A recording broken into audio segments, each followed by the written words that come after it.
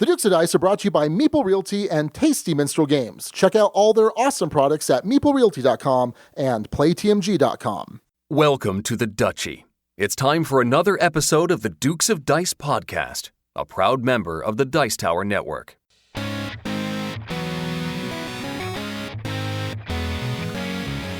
Coming to you from the Duchy in the Duke City,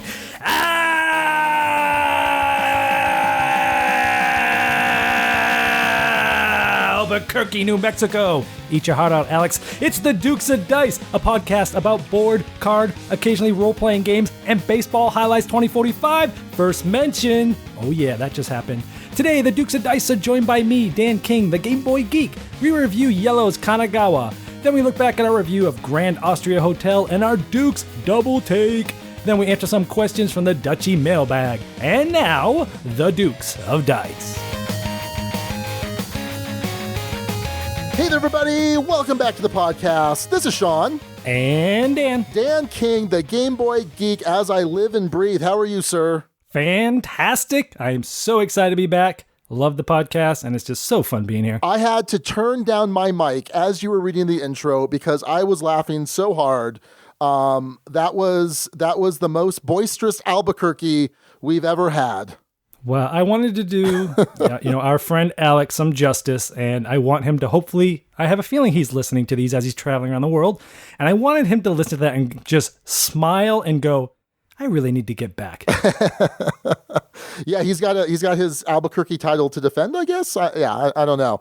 But yeah, welcome, sir. It's great to have you. This is episode 131, King-agawa, not Kanagawa, King-agawa. That episode title is courtesy of our buddy Nick Hayes, and he helped name this over on our Board Game Geek Guild number 2008, where every week we have some fierce competition for bragging rights only to name these episodes. So go check that out. Our Dukes on deck every week. So Dan, what's new with you? My gosh, well, playing lots of new games, having lots of fun, doing a lot of convention planning, trying to figure out which things I'm going to go to this year.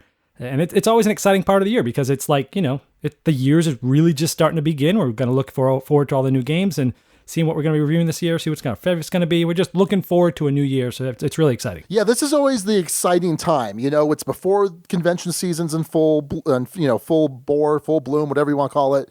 And there's just all that possibility. It's really exciting. And speaking of possibility, you have a Kickstarter campaign up right now. We're going to talk a lot more about that, but what's the deal with that, just briefly? Yeah, sure. I mean, you may have heard me on the Dice Tower originally. It's when I originally started doing videos. I was with Tom Vassell on the Dice Tower. I was there for 2.5 years, and a year and a half ago, began to really run my own channel. And this is the second season that I'm doing a Kickstarter for my 5th season overall. I can't believe I've been doing this for 4 years already. Crazy. I'm on the 5th year of doing videos. Wow, a lot has happened over the last year. I put up my 1,000th video last November. Wow, we've had over 800 reviews. It's been a fun ride, and I'm trying to push much closer to be doing this full time because I still work full time as an engineer, but I also put about 30 hours a week into the channel, and I'm trying to just live one more year doing this, pushing through to try to get to the point where I can put all of my energy into the channel for you guys. Yeah, that would be really awesome. But we'll talk a lot more about that because there's lots of cool stuff that you have on the Kickstarter. Lots of stuff to talk about. A couple bits of show business before we get started. This episode is dropping on February 20th. And on the 21st, so it drops Monday, and then on Tuesday, the nomination period ends for the Golden Geek Awards. So if you want to nominate some of your favorite board games, they got a bunch of different categories, please do that. But of course, I am being selfish and self-promoting here. There is also a nomination for Board Gaming Podcast, your favorite board gaming podcast. You can nominate up to 10, and I would humbly ask that the Dukes of Dice be at least one of, well, not at least, they can only be one of those 10. There's not a way you could vote multiple times. That would be cool, but don't do that. I already voted for you. Oh, thank you, sir. Yeah, well, we appreciate that. We were really honored to be nominated last year, and I'd love to be nominated again, and we'll see how that goes. I was talking last week with Rodney that it's weird that there's no nomination for video reviewers. Don't you think? Yeah, it is. It is very odd. I don't know why, especially as you said, it tends to be more prevalent on the site than podcasts. So I don't know. That's kind of weird. I don't get it either. Well, maybe this will be the last year that's the case, because it seems like a no-brainer to me, and it's just kind of, I don't know, kind of confusing, but Right. whatever. So in addition to your crowdfunding, we have a crowdfunding here too on the Dukes, but it's through Patreon. If you go to patreon.com/Dukes of Dice, you can help support the show over there. It gives you early access to episodes. We, thanks to our supporters, are able to do some extra video content, live Q&As, and all sorts of stuff. Helps us with hosting costs and equipment costs and getting us to cons and things like that. So just really appreciate all of our amazing Patreon patrons. And if you would consider backing us over there, we would really appreciate it. But yeah, I think that's it for show business. You want to talk about some games? Let's do it. So Dan, why don't you kick us off? Or why don't you lead us off? So to speak. See what I did there? Nice pun. I see what you did. Leading off. Yeah, it wouldn't be an episode if we didn't talk about Baseball Highlights 2045, second mention. So I had a couple of really great games of Baseball Highlights 2045 recently. One was a live stream. I did it with Berkey from the Berkey and Badger and Board Game Theater.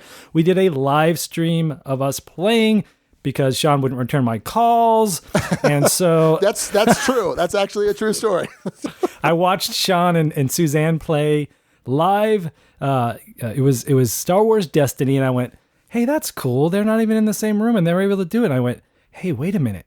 We could do this at Baseball Highlights 2045. So I text Sean that night. I'm like, hey, let's do 2045. Let's do that. And I didn't hear anything back. And then I didn't hear anything back. And I'm like, okay, maybe he doesn't like it as much as Alex. Okay. Right? So I was, wait. Stop the presses. In my defense, you did not text me. You left a voicemail. Sorry. That's like texting. That's less than I would have texted you back right away. Voicemail. I'm terrible with voicemail, and I had just finished our 7-hour game of Destiny. It took forever. It was fun, but it took forever. And I could hear Chewie going crazy upstairs, and Raquel was probably pulling her hair out. So I just kind of shut down the studio, and I just ran upstairs, and that was it. So you know why I left a voicemail? So I call you back. Because you didn't answer the phone when I called. That's true. That's what I'm saying. I was busy managing this boisterous 2.5-year-old. But anyway, okay, I'm glad you and Berkey got to do it. We did a live stream. It was an amazing game. I won't tell you the end because you got to go see it. But I got a phone call the next day from Mike Fitzgerald and goes, Dan, I know what happened. And I'm like, what? He's like, Berkey cheated. I'm like, what? He's like, he added his money every time from his on-deck save, his visitor save, and I go, dude, he had 18 money twice, and I couldn't figure out why. He's like, that's because he cheated. So I called up Berkey, and I go, hey, Berkey, no big deal. You cheated. I know you didn't do it on purpose. He's like, oh, we can do it again. I'm like, yeah, we'll do it again. But just let you know that you have an asterisk, and because of how close the game was, I really won that game. So that was that. And then last weekend, we had a big game party at my house because after 8 months of planning on my side and getting things crafted, my Rathskeller's gaming table showed up a couple weeks ago. Oh, yeah. And so we had a big game party here. We had 20 people show up, and we did a Baseball Highlights tournament, a 4-player tournament. It was amazing. I got to the World Series. Obviously, as usual, as it almost happens every time you explain this amazing game, it went to Game 7 of the World Series. It was tied. It went into extra innings, and he beat me by 1 run, and I lost. So anyway, having great fun with Baseball Highlights 2045. Very cool. So I got to play Hanamikoji. Actually picked up a copy. I have yet to play my copy, though. That's how things tend to be recently. I wind up playing Empire's copy, and my copy just kind of sits on my shelf, which it's fine because that way I'm keeping my copy lasting a little bit longer. This is from QSF, Quick Simple Fun Games. They did Burano, which we reviewed, and they did Celestia, the Cloud9 retheme, reprint, whatever you want to call it. And this is a 2-player only game with gorgeous art. The artist is Maisherly, Maisherly, and I'm going to spell Hanamikoji because it's a hard word to try and figure out. It's Hanamikoji, Hanamikoji. And this art is beautiful. Did you look at this yet, Dan?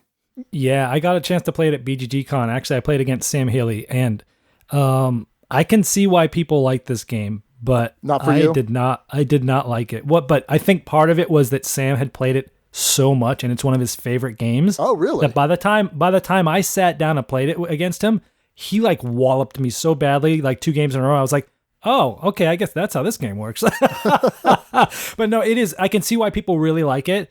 But it just, I don't know what it was about it. It just kind of, it tweaked my brain in a way that I was like, I'm not feeling this that much, but I can definitely see why people would like it, because I think it's gonna be one of those things you're either gonna love or hate. Did you play Doxu? No, but I hear it's kind of like this. It's similar in some ways. It's similar in theme a little bit, and also the kind of the light gameplay, the 2-player gameplay. I think Doxu is White Goblin, but in Hanamikoji, what you're trying to do is you're trying to control these geishas. I always forget. Is it geisha or geisha? It's one of those. Tomato. Yeah, okay, one of those two. And there's this row of these kind of large tarot-sized cards with these differently illustrated geishas. Beautiful cards. Beautiful, beautiful. And you're going to be playing cards out to control each one of them. So there are several that are worth 2 points, several that are worth 3, I think one that's worth 4 and one that's 5. The number of points they're worth is also the number of the smaller cards that are in the deck. And so at the end of the round, and sometimes this will only take 1 round, sometimes it'll go into subsequent rounds, but usually just 1 round, if you have 11 points worth of geishas, you win, or if you control 4 separate geishas, you win. And there are 4 actions that you take. You go back and forth taking actions. You start with a hand of 5 or 6. Every turn you draw a new card from the deck, and then you're going to take each one of these 4 actions, but just once each. One of them lets you keep a card hidden that you get to play out at the end of the round. Another card lets you kind of trash 2 cards, so you'll know what you trashed, but your opponent won't. The other one lets you take 4 cards from your hand. You divide them into 2 piles of your choice. Your opponent gets to keep and play 2 of them, and then you get to keep and play 2 of them. And then the last one is you give 3 cards to your opponent. Your opponent gets to keep and play 1 of them, and you get to keep and play the other 2. That's it. It's super simple. And so at the end of a round, you're just checking, okay, I've got this 1-2 here, and I trashed the other 2 for this particular geisha, so I'm going to control that. That's worth 2 points for me. And you just go down the line, and if no one wins, then you play another round where it's kind of already set up for the next round. It's excellent. It's really good. This was one that I was begging Rory to bring in to the shop, and it's taken off in the shop. Like, everyone loves it. Like, we've had like 15 people play it, and everyone loves it. So you're in the vocal minority, Dan. I'm not that vocal. I can see why people would like it. Yeah. It does something with my brain that I just couldn't quite grasp for some reason. So Doxu is a very different main mechanic, but it has a similar feel. So I think I would tell you to avoid Doxu then, even though I love it. I think it's fantastic. So that's Hanamikoji from Quick Simple Fun. Well, I got a chance to play the expansion to the popular deck building game Clank from Renegade Game Studios called Sunken Treasures. I was going to say, I watched your review. So jealous. I am so excited for this. It looks amazing. It's awesome. If you like Clank, it's a no-brainer, especially since Miniature Market has it on sale for like $16. Are you kidding? Yeah. It comes with a full board that's double-sided, so now you have twice as many places. You have 4 different sides of boards to play on. It has underwater. One side you see a pirate ship in the distance. You flip it over, and the pirate ship's like right up on the shore, and you're jumping off the boat. And it's really cool because the board has a couple of different things about it. One is when you jump in from like land into water, because it goes underwater, you make noise because you're splashing into the water. So more clank comes out, right? And there's this like one on the side of the board. You jump from like a sewer grate all the way down, and you have to drop 3 clank because you made so much noise. So cool. There's some treasure rooms that you can go in and out of, and when you go in and out of them, you get money. There's a new item, a scuba kit. So when you go underwater, if you start your turn underwater, you have to leave underwater at least during your turn, or you get a damage, unless you have the scuba, and then you can stay under as long as you want. So there's some cool elements there. There's also 35 new dungeon cards that you can mix in whether or not you play with the new board. They have all sorts of new cards, just like a deck builder. It's great to have more cards. But it's awesome. If you like Clank, man, it just adds a lot to it for not a lot of money, and it's a no-brainer. Yeah, I'm really excited. I mean, Clank by itself was already pretty thematic, and this seems to crank up that thematic connection quite a bit. It looks so cool. So Clank cranks it. Is that what you're saying? Yes, that's what I'm saying. Well, yeah, good review of it. I'm excited to play it. I think it looks awesome. And it's called Sunken Treasures, right? Yeah, that's right. Sunken Treasures. All right. Well, last night at Dukes of Dice game night, Matthew brought this little mint tin can, and the game is called Mintworks, and it is a fairly straightforward kind of a worker placement game where the only components are some cards, which are the various action spaces that you're going to have available to you, and also plans that you can use to then turn into buildings, which are going to give you some either extra income or extra powers.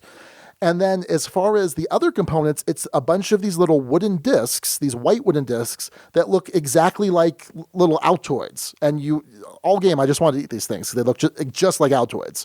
And so everything fits in this neat little, mint tin package. The gameplay itself is pretty straightforward. You start with a certain number of mints, and they are your workers or your money or your actions, however you want to call it. And then you place them on the different cards, and most cards have 2 different spots to receive workers. And some spots cost you 1 mint, some spots cost you 2, some more. So for example, if you want to take one of the available plan cards, you have to pay a number of mints equal to the cost. So it might be 1, it might be as much as 4. There's other spaces that let you immediately get new mints. There are others that let you finally build the plans that you have, putting them on the board. A lot of these plans will eventually give you extra income, like I mentioned, or they might give you some sort of special ability. Like I built this crane, that let me basically swap any one of my buildings for any buildings that are in the plan area. So I could have this cheap little level 1 building, and I can just swap it for free for a 4-point building. Each of these buildings are going to be worth a certain amount of points, and it's whoever scores 7 first is going to be the winner. This had a surprising amount of depth for the simplicity of the rules, how quick it was. And it was quick. It was about 10 to 15 minutes, I think, 2 player. So I actually played this with my other buddy, Max. Ultimately, though, I don't know that I liked it at 2. I think it needs to be played at 3 or 4.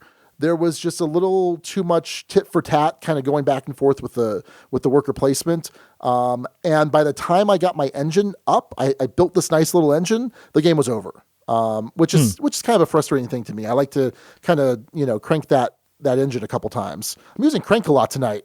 Crank? Yeah, well, I'm with... Typically, I would rather a game end too early than too late, but in an engine building game, those are the ones that's like, okay, I finally got it going, now it's over, really? Yeah, exactly. So I can't necessarily recommend it yet, but I'm eager to try it again at a higher player count. And I think there's something here, and it's interesting how much they can fit into this tiny little package. So I'm, like I said, can't recommend it, but definitely want to try it some more, and hopefully I'm going to like it more at a higher player count. Have you heard of this at all? Because I hadn't heard of this. No, I have never heard of this. Yeah. So interesting little game. That's Mintworks by 524 Labs. My last one is a filler game from Green Couch Games called Rocky Road a la Mode. You are an ice cream driver. How about that for theme? Okay, you're driving your ice cream truck around the town. You are stocking up with ice cream. You are playing things through the loudspeaker, attracting clients, and then you are serving ice cream to them, which then turn into points or engine building to get more points later. It is like the coolest theme, the most beautiful, vibrant, colorful game in this little box. The graphic design is awesome. The artwork is awesome. The gameplay is awesome. Super streamlined. You can only do 3 things on your turn. The turns are quick. It's an engine builder, and I swear I am not even lying, and it's not just because I'm on this podcast, but I was literally playing this game, and all I could think of is, oh my gosh, this part's just like Splendor. Everything is Splendor, And so, like, seriously, it's so true. That is like, Vassal's Laws, like everyone says, well, that's like so true. Yeah. So is Everything is Splendor. Yeah. This game has engine building like Splendor, and it's so simple, but yet it's so thinky, where you're like, hey, and it has multi-use cards. Hey, did I mention multi-use cards? Hey, you did multi-use cards with Mike Fitzgerald a couple weeks ago. Yes, indeed. Just to prove to you that I actually do listen to your podcast. Anyway, so they have multi-use cards, and you're like, do I want to use this for the ice cream, or do I want to use this for the client? Oh, I could use this for the client because I have these other cards that can do it. Oh, but if I use this other one, then this will give me an engine building for this. And it's just like, oh my gosh, so simple, so crunchy though. 30 minutes and it's over. It's awesome. One of my favorite little fillers in a while. Rocky Road a la Mode. I reviewed that one. Check it out. So, okay, I just sent a text to Roy from Empire Board Game Library telling him to order a copy in. So, dude, it's awesome. Yeah, that sounds interesting. I'm definitely. And there's some two advanced variants in the back that make it even more thinky, which I don't think it needs. But for people like you who who turn their nose because it's not Zolkin, you might want one of those. Okay. By the way, in Zolkin you can crank the gears. So more cranking. But by the way, when I pictured Rocky Road a la mode, I was picturing the guy cranking that old the Victrola. Is that what you call those things? The old record players that you crank, and then they because in the game there's this big speaker with a record and stuff, and so I just pictured someone was cranking it. So every game has crank tonight. Apparently, it sure does. In fact, the next game I will talk about is about pirate ships, and you can crank the wheel on the pirate ship if you want. Well, I don't know. You can crank. You're cranking to raise the pirate flag up on the sail. That's true. That's absolutely true. So this is Rum and Bones' Second Tide, which is kind of the second edition. This just fulfilled from Kickstarter, and I am someone who does not read Kickstarter updates very closely.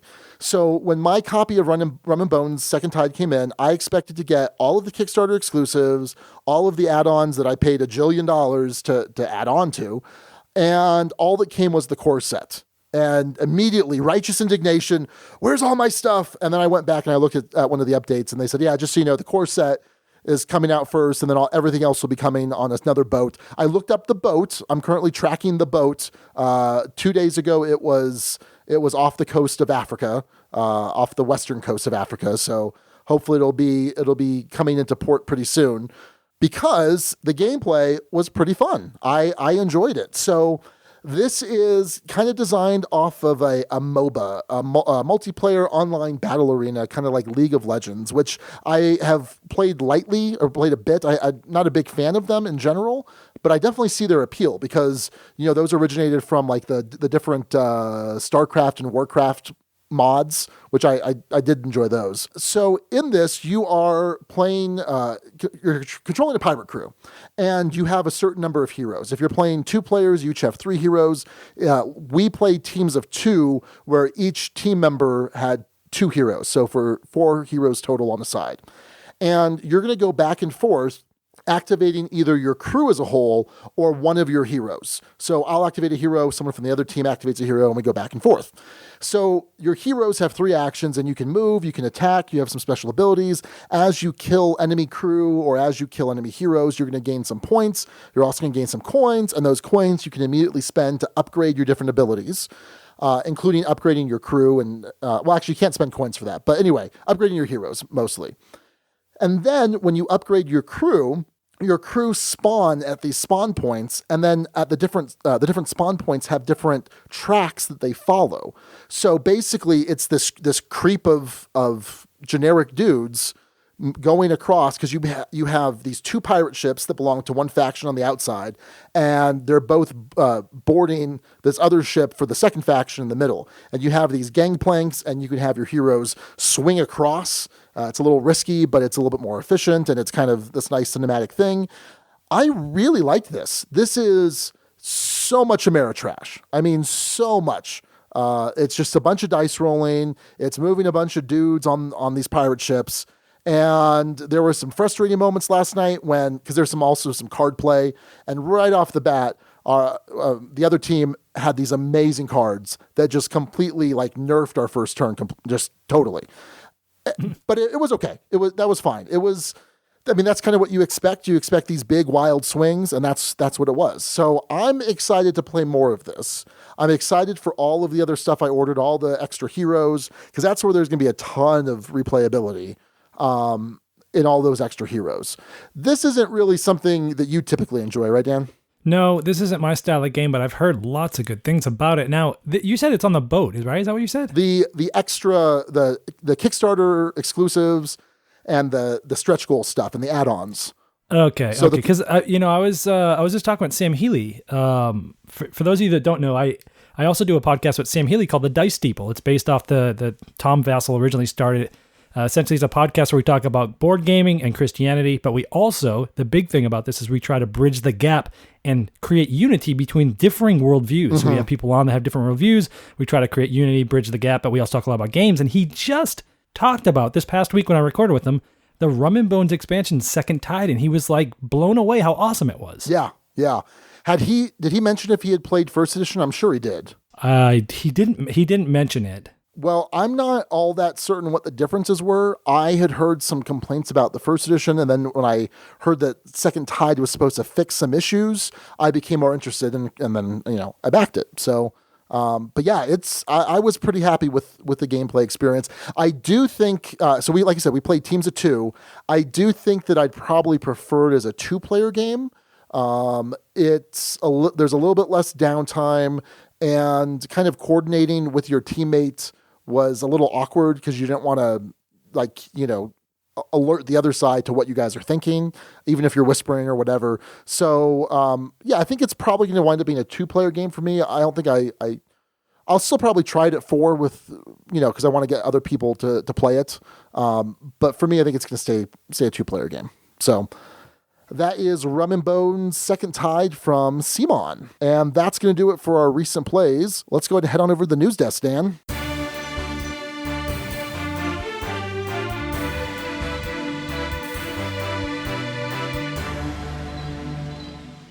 So it's been announced that Codenames, from Vlaada Chvátil, of course, has been announced with a bunch of different licensed versions of the game. Yeah, so we're talking Disney and Marvel. That's kind of crazy. It's also kind of interesting.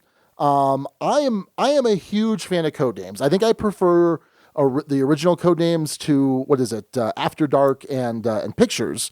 I'm with you on that one. Yeah, I'm with you. But this is going to be done in conjunction with USAopoly, who are kind of the masters of licensed properties, right? They do a lot of licensed games.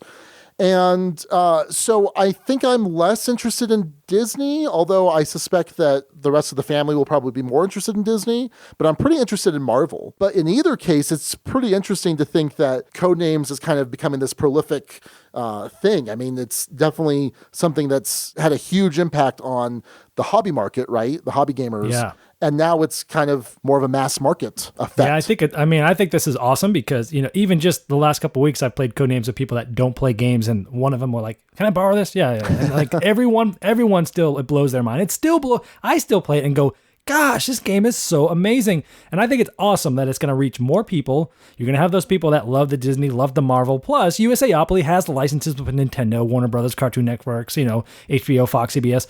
And not that those are announced, but they could probably take it there, right? The potential is there. So to see that this thing could go into these different circles and do this, I think it's amazing. It's awesome. It's only going to help the hobby. They're going to say, hey, what else did Vlaada Chvátil do? Or what else did, in this case, it's USAopoly licensing it, but maybe they'll start, getting more into these types of games. Now, personally, I couldn't ever imagine me liking one of these versions better than the original, because right. I'm not like, when it comes to pop culture, as you'll notice, I'm like the worst. Like, I don't watch anything. If it doesn't have a ball involved with it, I'm not watching it. And I don't watch movies. I don't watch TV. I just, it's like gaming and music and stuff like that. So sure. So Marvel and Disney does nothing for me, but I'm so excited it does, because it does for so many people that it's only going to help the hobby. So I think that's awesome. Yeah, I think so. And like you said, I don't think this is going to be it. Certainly how well these are received will indicate what's going to happen in the future. But with all of USAopoly's other licenses, like you mentioned Fox, like I can totally see a Simpsons Codenames. Oh, now that would be awesome. Right? They've got HBO. Seinfeld. Oh man, a Seinfeld Codenames would be so cool. Oh my gosh, could you imagine that? Oh. That would be amazing. Yeah, that would be really exciting. They've got HBO, right? So they could even do like Game of Thrones. So much stuff. If you want to get your hands on this, you're going to have to wait till Q4 of this year, which I guess will be here sooner than we think, but that's pretty far away. The only kind of interesting thing is this, for now at least, it's only going to be available in the North American market.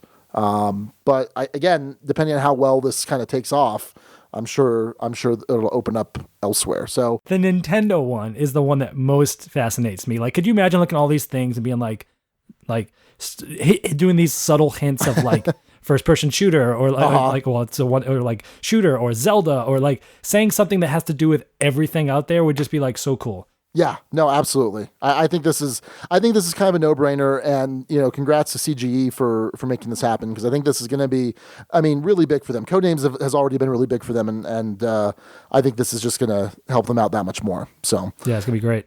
All right. Well, the other thing I want to talk about is a new game in what they're calling the Terra Mystica line. Terra Mystica is my second favorite game. It's Dan's favorite game of all time. And and this is Terra Mystica Gaia Project, where instead of it being a fantasy theme, it is now a science fiction theme. You are a different race of aliens. You have a certain planet type that's native to you, and you are trying to go out and colonize other planets. You have to terraform them, which is interesting because when I play Terra Mystica, I always call it terraforming. You're using some mystical ability to change the terrain, but I always think of it as terraforming for some reason.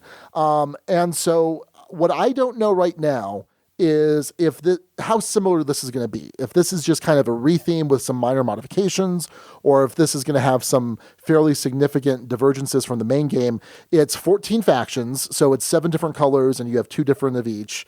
But there are things like terraforming, navigation, artificial intelligence, which I can't think what the counterpart is in Terra Mystica. There's Gaia forming, economy, research. So these are all things that you are building up to kind of build your engine. Dan, have you even played Terra Mystica? Nope. I didn't think so. I think that you would play it. You would go, oh, that was good. I can see why people like it, and then never touch it again. I'm pretty much, that's where I'm at with it. Probably that's what would happen.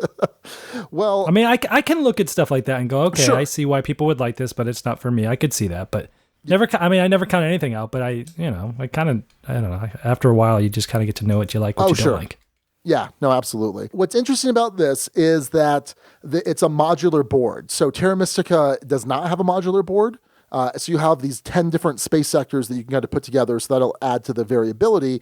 And if you are playing 2-player, you will only use 7 sectors. You can't really do that in Terra Mystica. You can't really reduce the board size. I mean, you kind of can, but so that's interesting because I'm not crazy about Terra Mystica at 2 players, but hopefully this will kind of solve that 2-player issue. This is supposed to be ready by Essen 2017. So if there was a year I wish I were going to Essen, it'd be this one. But sadly, I'm not.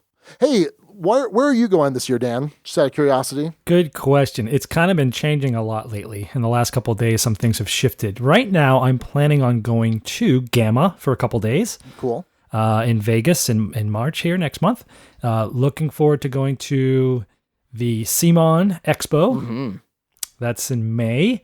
Look forward to going to Origins this summer, Gen Con this summer, and BGG Con in November, and maybe Dice Tower Cruise in December. We'll see. So you will be going back to BGG this year? Oh, are you kidding? I would never miss that. That's my favorite convention.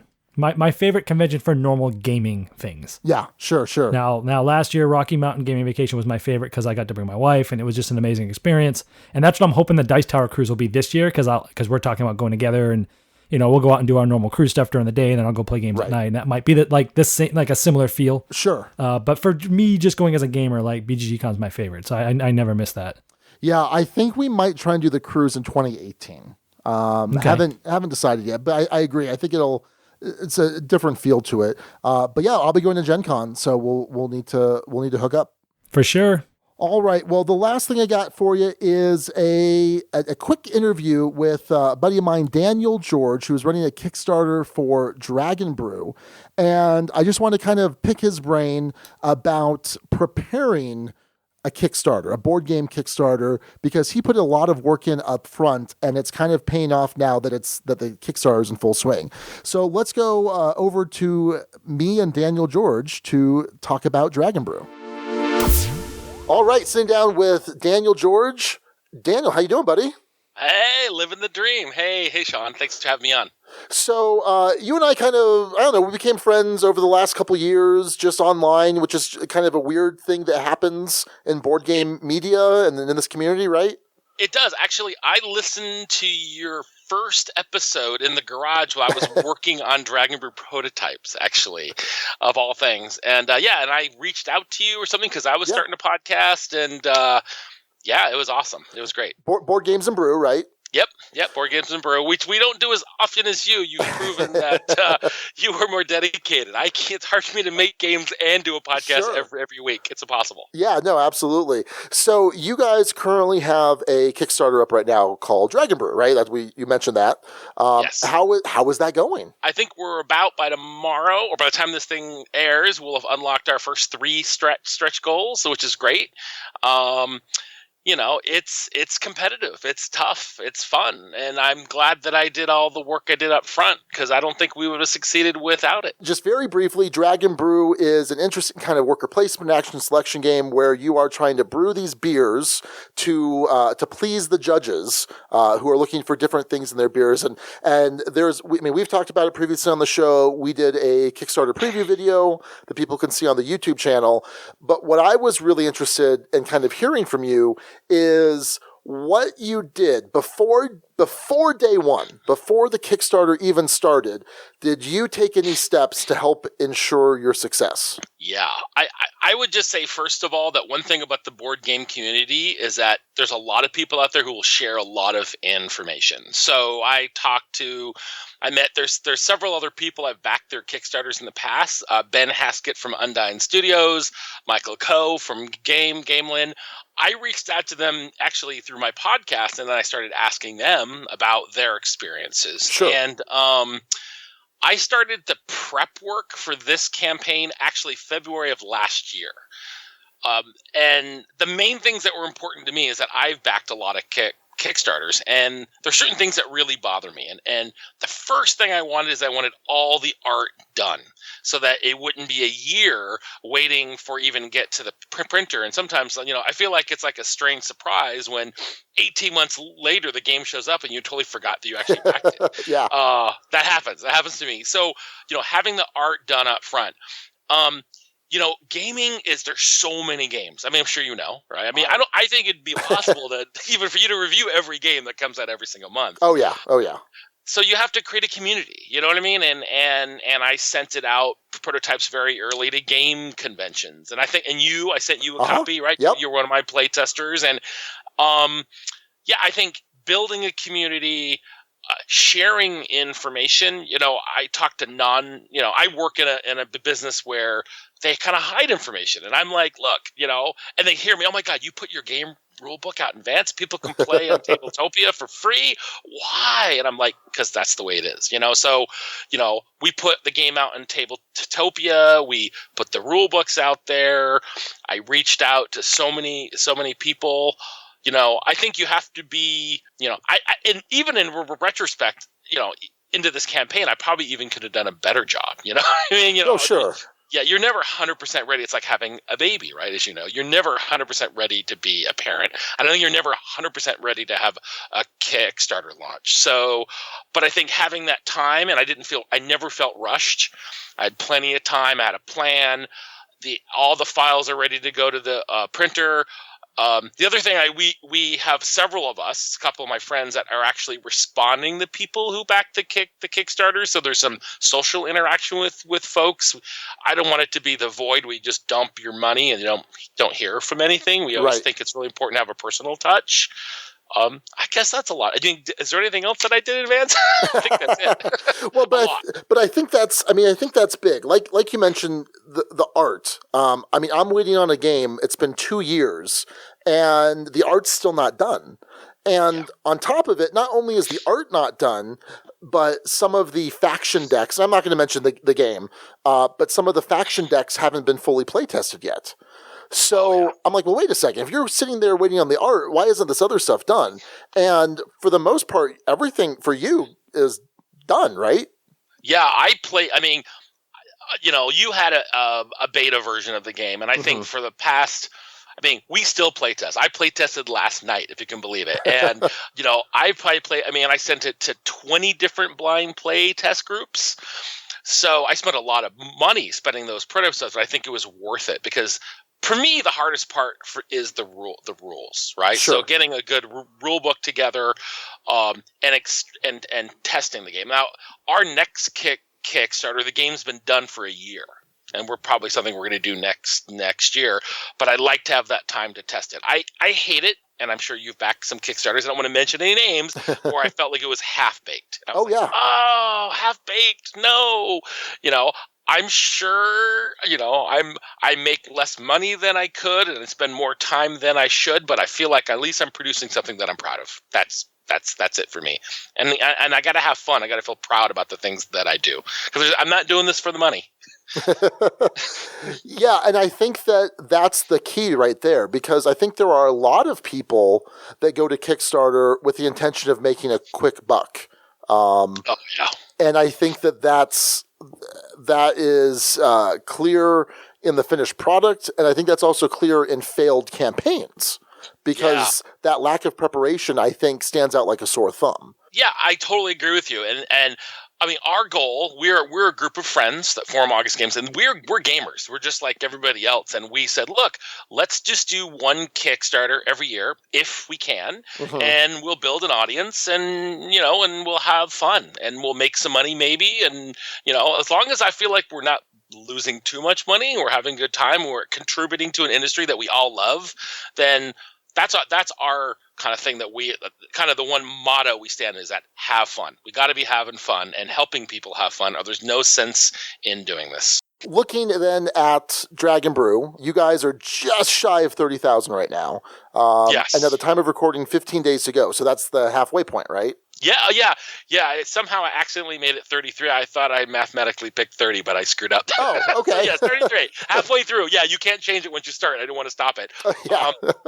Halfway through, there is something I would say. There is a lull in Kickstarters, and I see them out there with a lot of them. We're kind of in a little lull. We're picking up a little bit right now. But yeah, we have 2 more weeks. We expect to unlock another 2 races, we think, probably by the end of the campaign. I mean, I would love to have more. We have 12 potentially unlockable races. We're not expect to unlock them all. Okay. But hey, if a miracle happens, we can provide them. So in the event that doesn't happen, do you foresee making them available at retail as expansions? Is that something that's been thought of? In fact, that was something I just had a discussion yesterday with my manufacturer. We actually may print an expansion at the same time we print this game and make it available. We can't make it available with the Kickstarter campaign because the way the timing of it. Sure. But we'll make that available. We don't know if we're going to do a little mini Kickstarter campaign or direct mail or just put online. If that doesn't work out to print it, we'll certainly make print and play available. Okay. For us, the big expense for those expansion races is that we have not done the art for all the expansion races. We did the art for the kind of the first 8 plus the 2 expansion.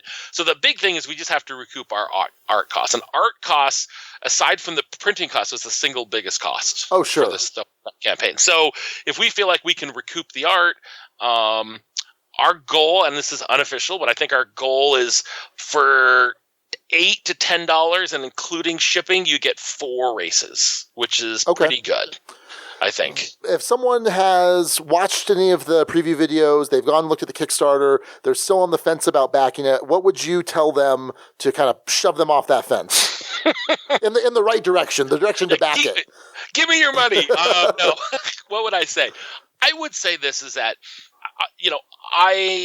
Dragon Brew is a medium to light Euro with a heavy theme, and if that theme appeals to you, and if you have friends that appeal, if they appeal about kind of fun fantasy races, getting together, kind of brewing beer in a competitive but non-violent way. I know, it's a different thing, but it is kind of violent. Trust me.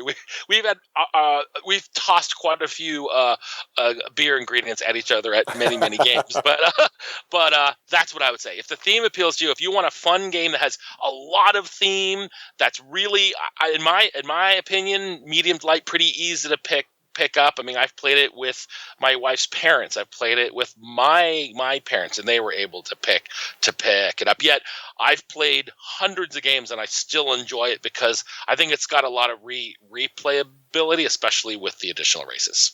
Okay, very cool. Well, that is Dragon Brew, currently on Kickstarter. Definitely go check that out. Dan, thank you for spending some time kind of explaining how to build up a Kickstarter. Hopefully I helped some folks out there. All right, thanks, Dan. Appreciate it. Thanks. All right. Well, thanks to Daniel George for taking the time to talk with us about his Kickstarter strategy. And Dan, you did a preview video for Dragon Brew, right? Wow. You crank out homework, don't you? I do, right? Hey, that's my word. That's my word. Hey, no, we've been sharing that word the whole podcast, and it's fun to see how many places you can stick a weird word like crank and make it sound family friendly. I hope so. Yeah, let's keep it family friendly. Well, of course. I did the preview for this. It's got some really cool elements. I really love the aspect of like these judges, these fantasy judges are out there, and some want like a lot of bitterness and not a lot of, and you're trying to brew the barley and the rye to get the right type of ingredients, and you're adding spices, and it's just really cool. Like it's resource gathering. You're gathering cards. You're upgrading cards. It's got some cool elements there. I thought it was really cool. Yeah, definitely. So that's going to be up for another couple weeks on Kickstarter, so go ahead and check that out. And that's going to do it for the news.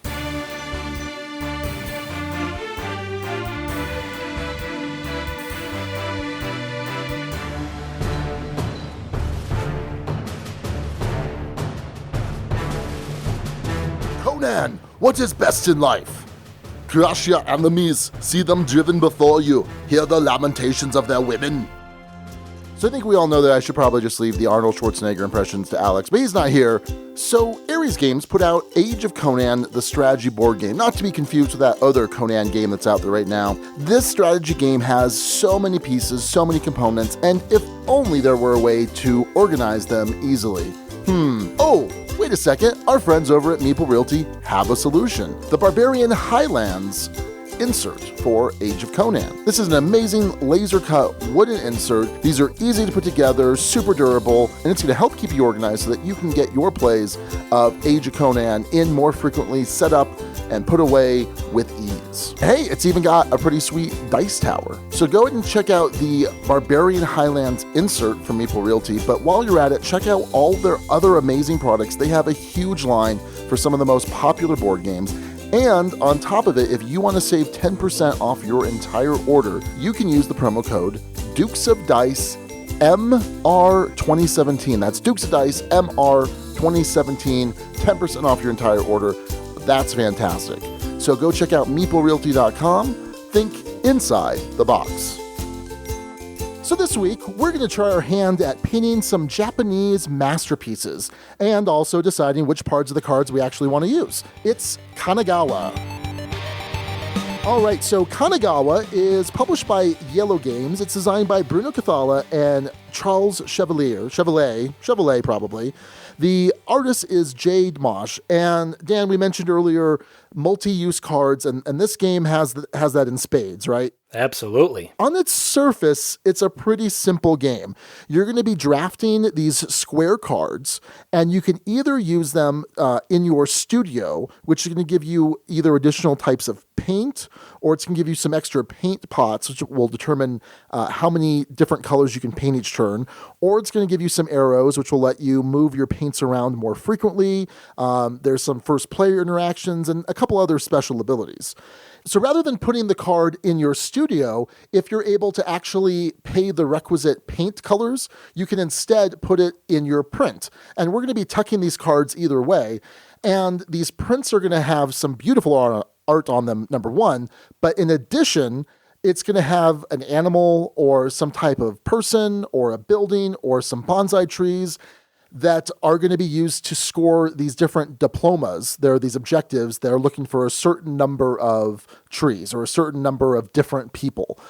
However, you're also caring about what season the card depicts, because at the end of the game, you're going to score points for however many cards you have in your print, and you're going to score points for your longest run of consecutive cards that are the same season. So you've got your summer, your spring, your winter, and fall. So if I have 11 cards in my print and I have a consecutive run of 6, I'm going to score 11 for the cards and then 6 for that run. So that's 17 points. Then I'm also going to score any victory points that are printed elsewhere on the prints or in the studio. And for all of the diplomas I've been able to gather during the game, those are going to be extra points. And at the end of the game, whoever has the most points is the winner, of course, because big surprise. That's the very quick rules overview. I didn't really discuss the drafting. I think it'll be kind of more natural for us to just kind of discuss how that works, because it's kind of a weird concept, but I think it's really cool.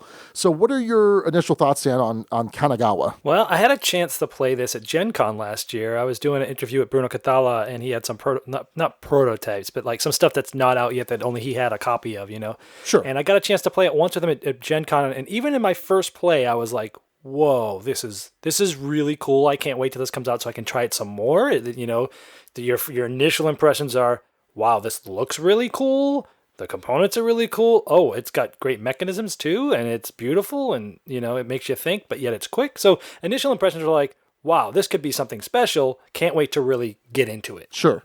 Yeah, I was pretty impressed with this. I mean, it's clear that I love multi-use cards.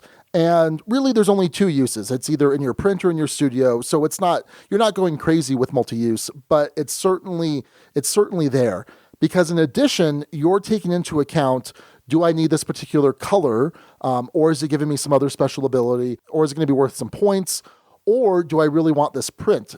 Gee, I'm really trying to put together this string of summer cards, and it happens to be a summer card.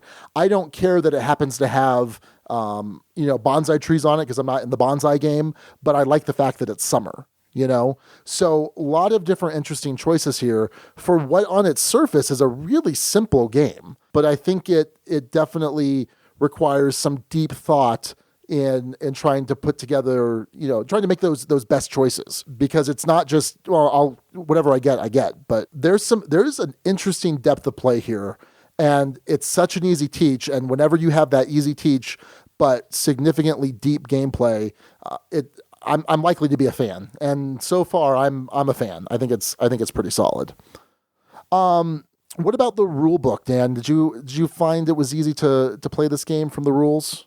Oh yeah, it was really. Iello usually does a really good job with the rule book. No change here. It looks great. It's laid out well. Mm-hmm. They give a lot of examples of certain things that happen. They also mix in like some of the beautiful artwork in places that don't have text, that just like you almost look like feel like you're just like looking at a magazine as you're reading it. Yeah. They use that cool Asian type of font throughout it, very thematic looking. I think it was awesome. I didn't have, a lot of times when I read the rules, I'll have a question or two. By the time I got to the end of this rule book, I didn't have any questions at all. And that's always a sign of a great rule book.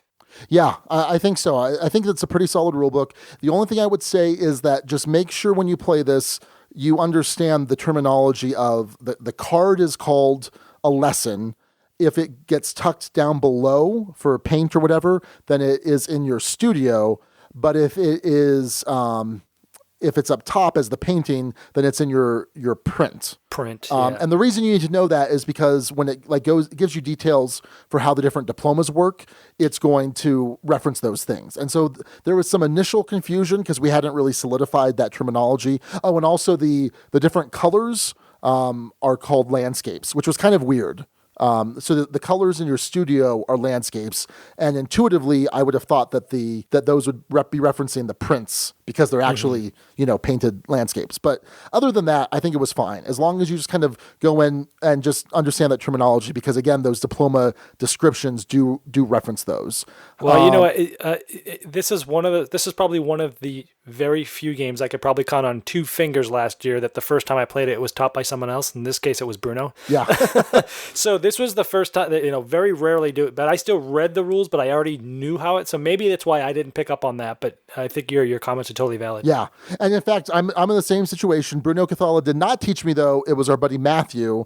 But I did go back through the rule book because I always like to kind of go back through just to make sure that I've got everything down right. So let's come to the art and components, because Iello, I think, always hits it out of the park.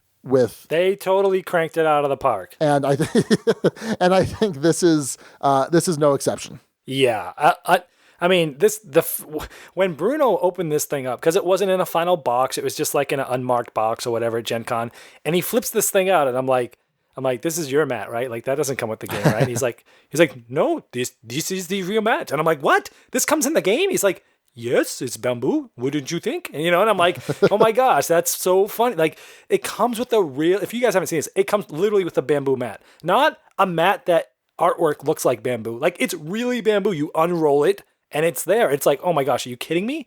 And then even the art on the bamboo mat looks like it's painted on there.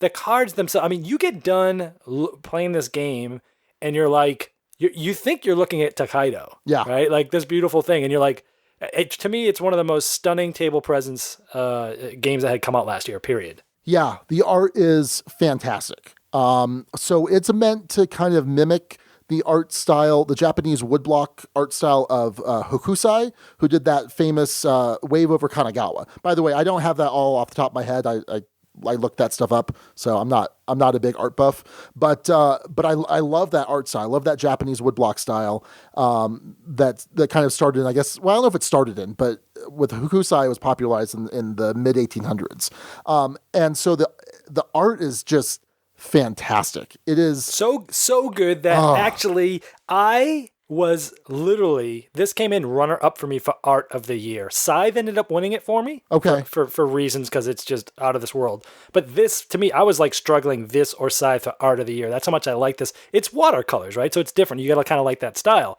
Right. But it's that good. Yeah. No, it's amazing. And like you said, the components are fantastic. That bamboo mat is great.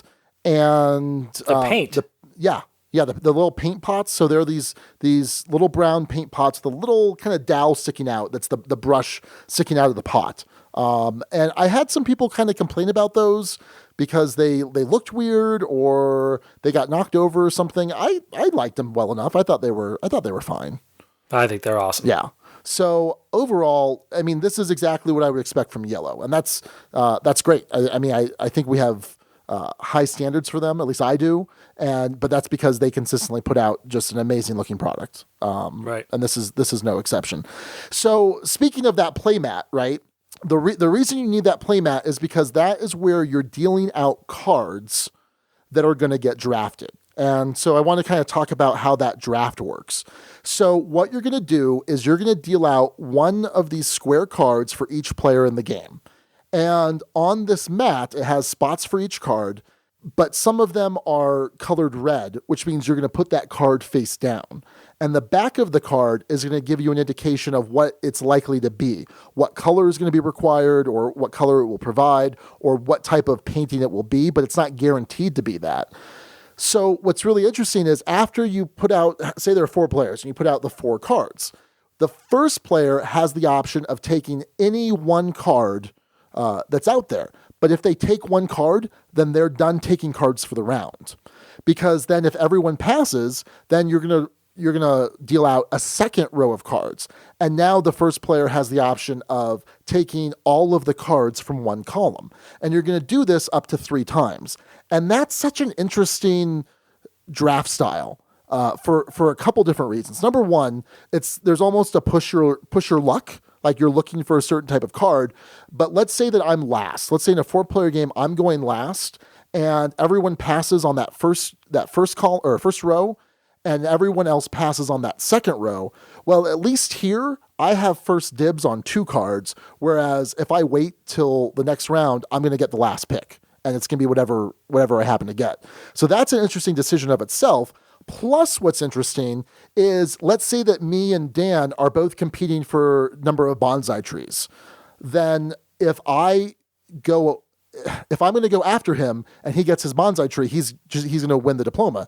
But if I go early, I'm going to be able to get to that first. So that's an interesting decision. And I can't think of where I've seen this kind of draft style elsewhere. Can you, Dan? Colorado? Colorado? Oh, yeah. You're right. And it's just so interesting, right? I mean, yeah. Oh, I love it. It's got that pressure luck mechanism. It's fantastic. It just adds that little bit extra depth, but again, tension. Yeah, absolutely. Yeah, there's a ton of tension there. And what's nice is it's not counterbalanced by complexity, right? It's still a fairly straightforward rule. I think. And then it also uses the, Rise of Augustus style for the diplomas. So yeah, it's awesome. Yeah, so each of the diplomas there's 3 of them usually in a certain type. So for example, the bonsai trees. There is one that's worth, I don't know, like 1 point if you have 3 bonsai trees. Once you reach that, you either say, okay, yeah, I'll take that, but then you're done taking that type of diploma. Or you could say, no, you know what? I'm going to pass on it because I want to be eligible for the ones that require more but are worth more points.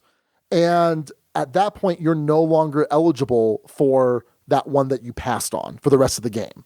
And so there's another bit of tension, another bit of push your luck that, again, it's just another part of that decision-making process that is required here. Yeah, I loved it in Augustus, and I love it here. It's an awesome mechanism that I'm surprised has not been, I mean, to games that I've played. I haven't encountered it since Augustus. I'm sure maybe there have been ones that you've used it, but I haven't come across it. And it's just nice to see it again because I loved it in Augustus and I love it here. Yeah, we were actually talking about it last night for our final plays of it, and we're like, can we think of any other games that use this? And I couldn't come up with any. And it is a cool way to play, I think, or a cool mechanic to have in there.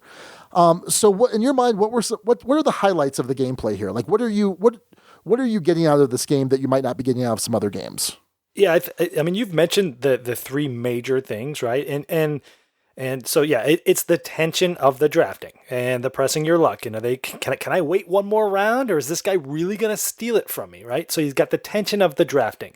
You've got the multi-use cards, which are just awesome. Tough decisions there sometimes. You've got so much to think about with such easy mechanisms, right? So I want this card. Okay, am I going after painting people, or am I going after painting buildings, or am I going after painting the trees, right? So which bonuses am I going after? Lots of different ways to go there. Once I get there, like, am I going to just take the bonus now, or do I want to wait and press my luck a little bit more and think I can get to the next one before the game's over? Right. You're not always sure when the game is going to end because it ends when someone gets a certain amount of things painted, and you're not sure what they're going to grab next round, right? So there's a lot of uncertainties. There's a lot of tension.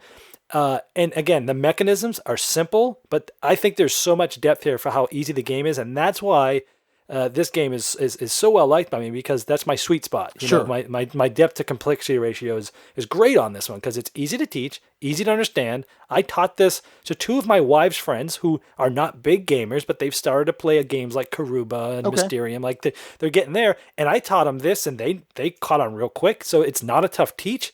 And it's great. You know, when you talk about innovation, I don't think there's anything here that's like earth-shatteringly new. Yeah. In fact, when I think a lot of Bruno Cathala games, like he doesn't typically do a lot of like super innovative new like stuff, but like a master chef, he's able to take recipes and ingredients like this thing from Augustus, like this type of drafting from Colorado. He takes different ingredients and can make it a full recipe that's like nothing you've ever tasted before, but it's awesome. Sure.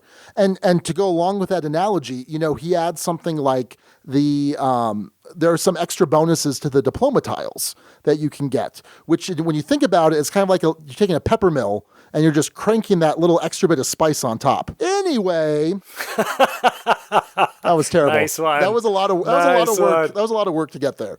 But he's reaching. But I do have a legitimate point about those things. So for example, some of the diplomas will give you the first player marker, or they'll give you an extra paint pot, or they'll give you the much coveted thundercloud, which at the end of the game you can use to cover up one of the seasons on in your print, so that let's say I've got 3 spring, and then stupid me, I put a summer in there, and then another 3 spring. So I don't have my run is 3 spring, but if I put that thundercloud over the summer, it's a wild, and now it counts as 7 spring. So I just went from 3 points to 7 points. And that's another good point, because again, so much to think about.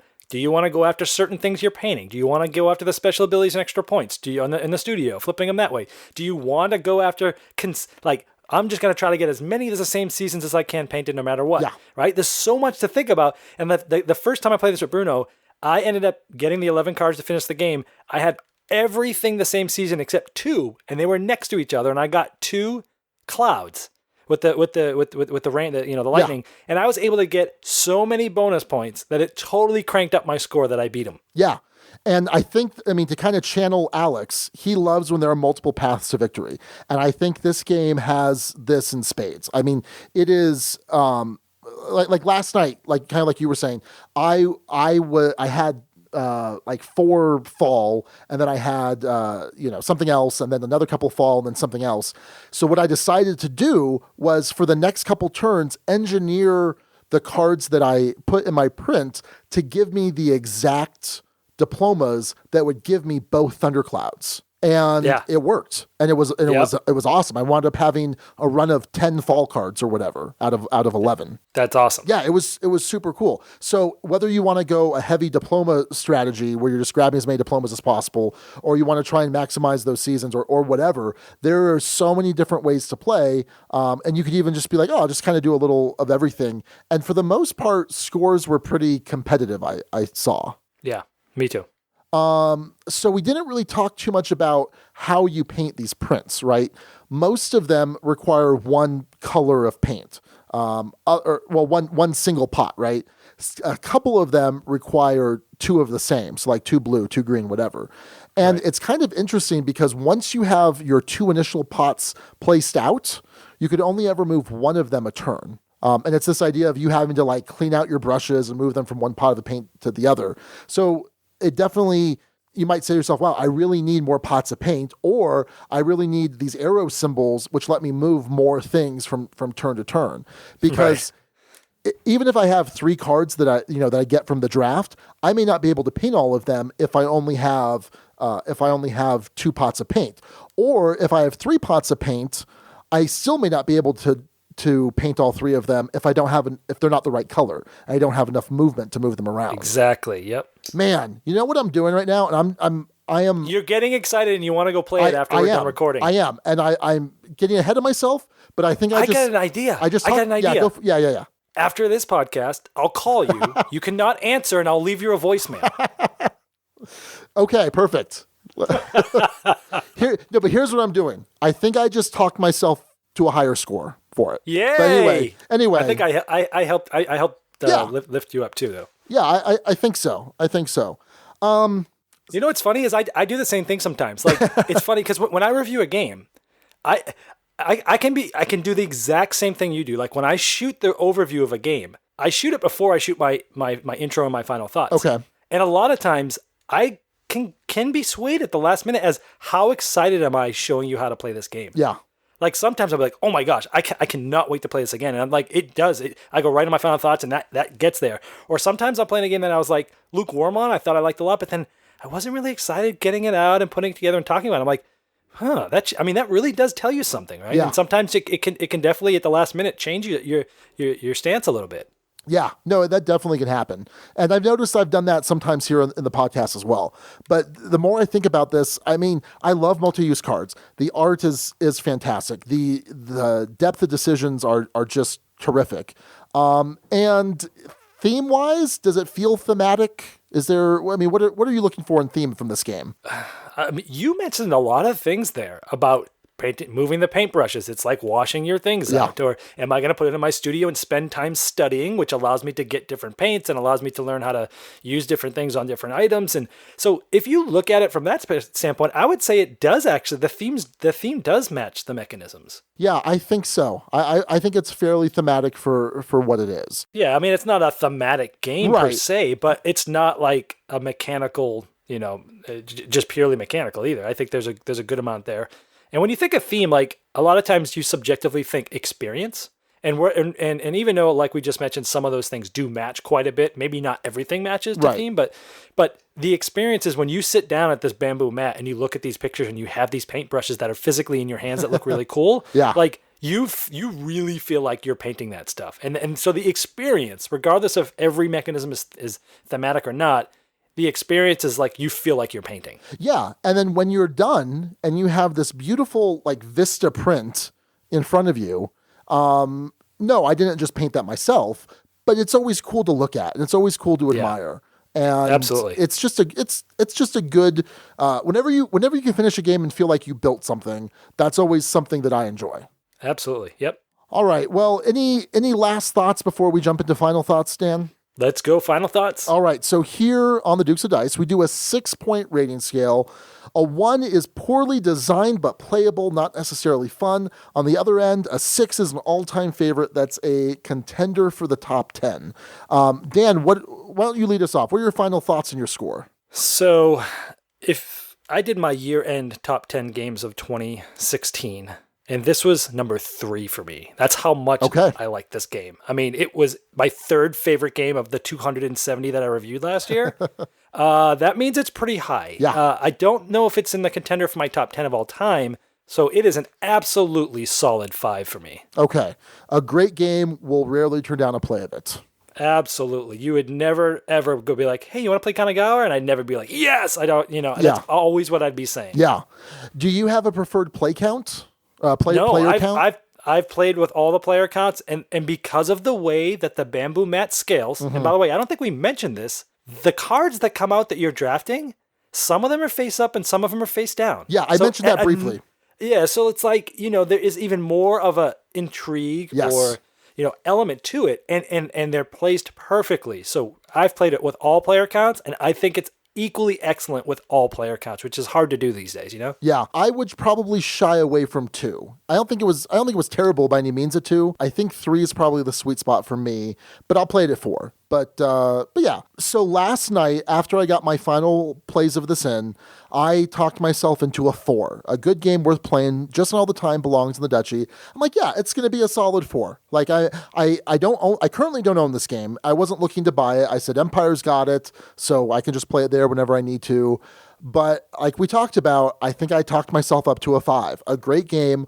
Will rarely turn down a play of it. I am going to pick up a copy now because I think it's going to have, like I said, that easy teach is going to get a lot of use here at the house. Right. And yeah, it's so accessible. Oh, it really is.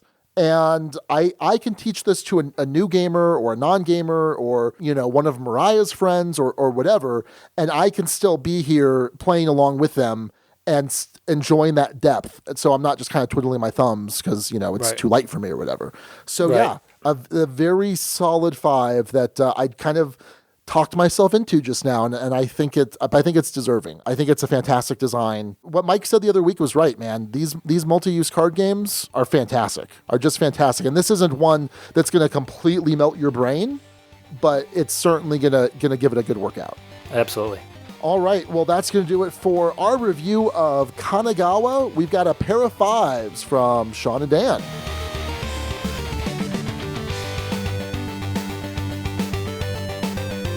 So for our Dukes Double Take this week, we are looking back to a year ago at episode 79 titled Geek, Chic, and Beeps. Let me look here at the show notes.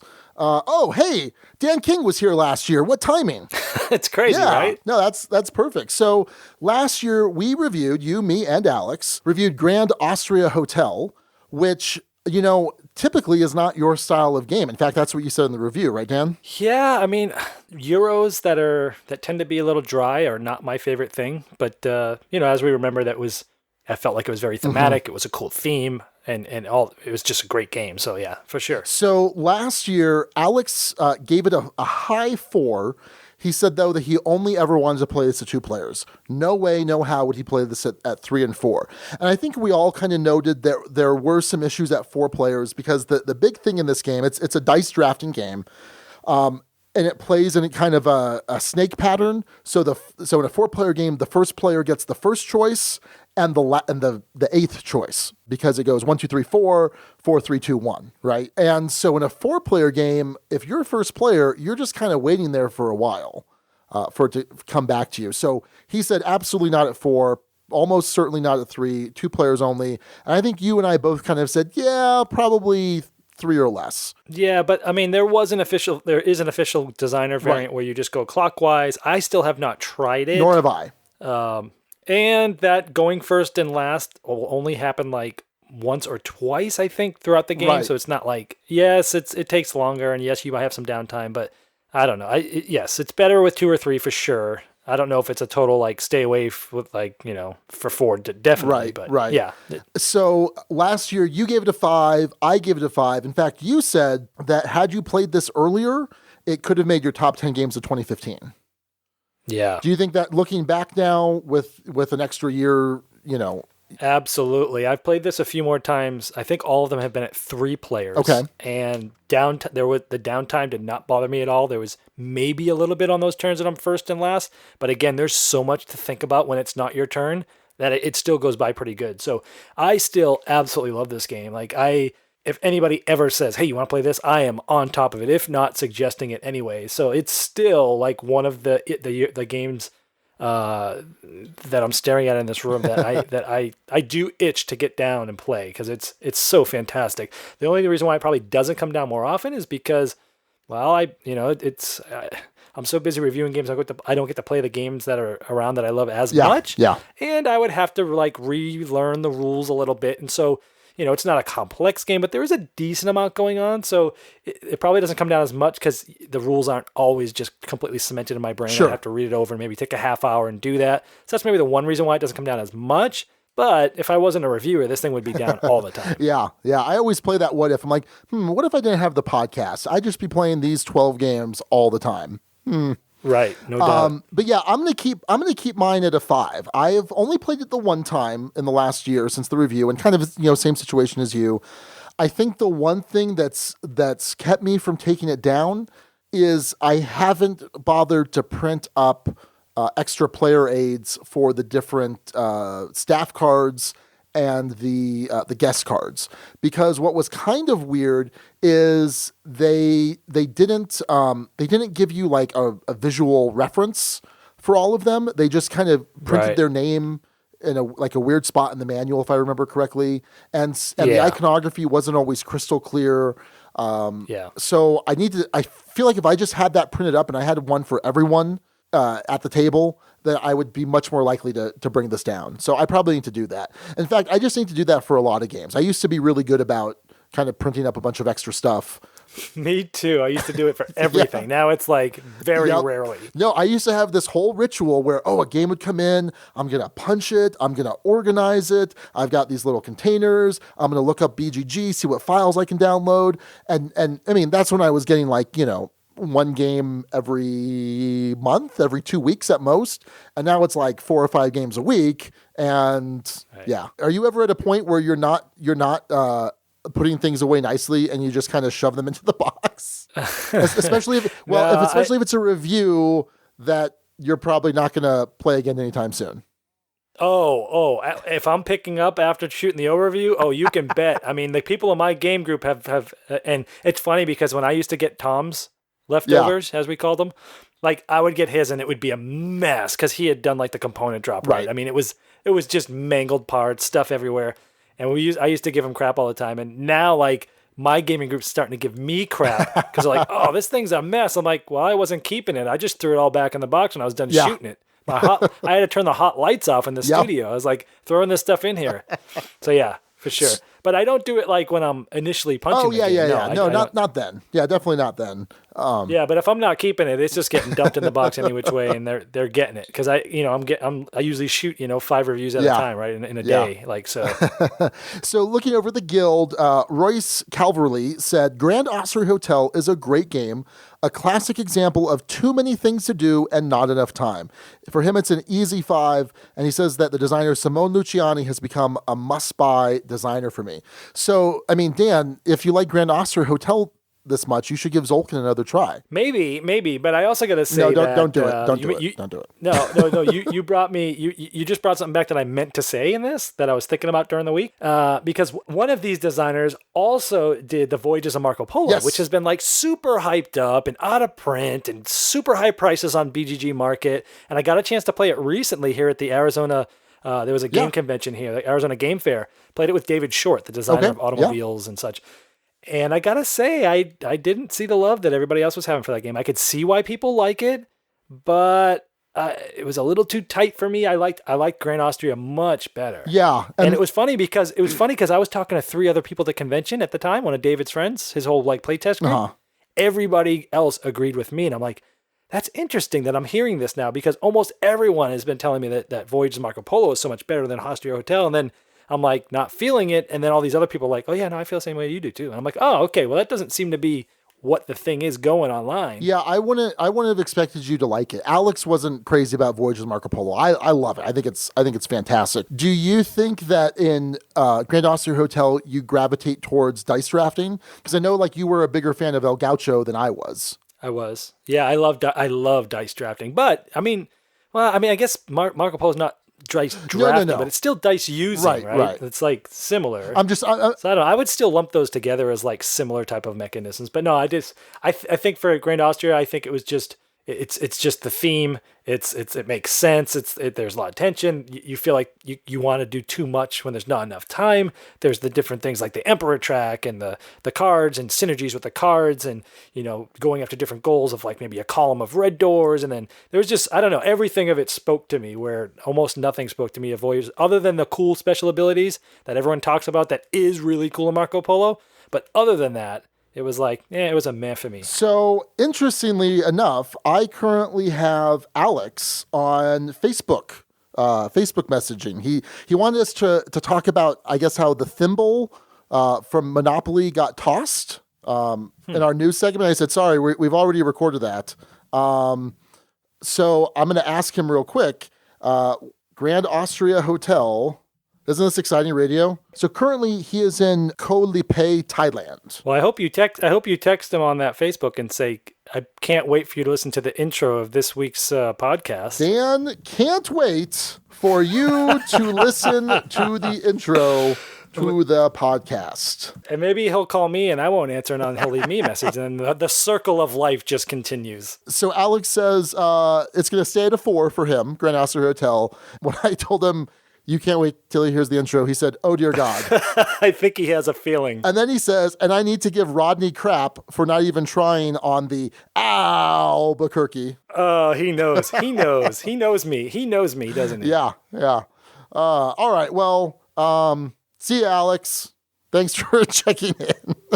Does he know that like we're recording right now? Yeah, I told him. This is great radio. Yeah, it sure is. I think the fans actually enjoy this though, because they're like listening. They're eavesdropping to us like Mess with Alex live. Yeah, he is having the time of his life traveling. You've traveled a lot, right? Yeah, I did for my job. Yeah, I've been all over most of the world. Have you been to Lo Kipe, Thailand? I have not. I was supposed to go to Thailand, and even though I travel the world, doesn't mean I enjoy it. I actually hate traveling overseas, and I had to go to Thailand, and the trip got canceled, and I was like, oh, thank God. I do not like long flights, so I didn't go, although I heard it's awesome there. It would have been a great time. I always come home and look at the pictures and look at everything I've experienced, and I always go, that was amazing. But going there, I drag my feet like a kicking, screaming little kid.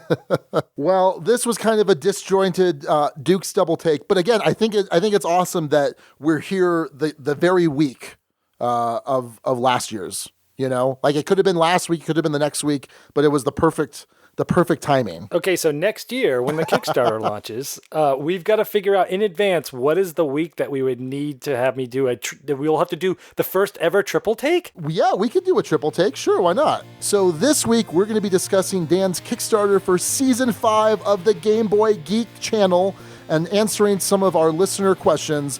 But first, a quick word about our sponsor.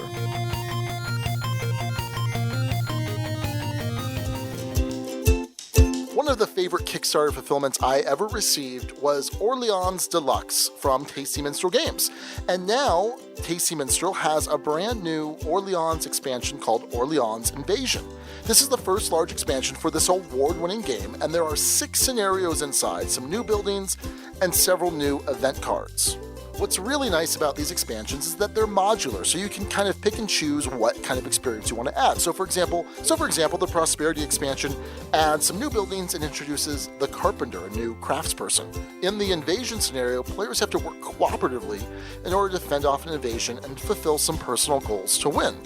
The Duel is a scenario for 2 players in which both opponents have to compete for 4 different objectives to win. In addition, there's 3 solo challenges, the Dignitary, Capital Vierzon, and Traveling Salesman. So lots of stuff in this expansion. I can't wait to dig into all of these because this is a fantastic game and this is a fantastic expansion. So check out Orleans Invasion at your local friendly game store or your favorite online retailer. And for all of Tasty Minstrel's other fantastic games, go to playtmg.com.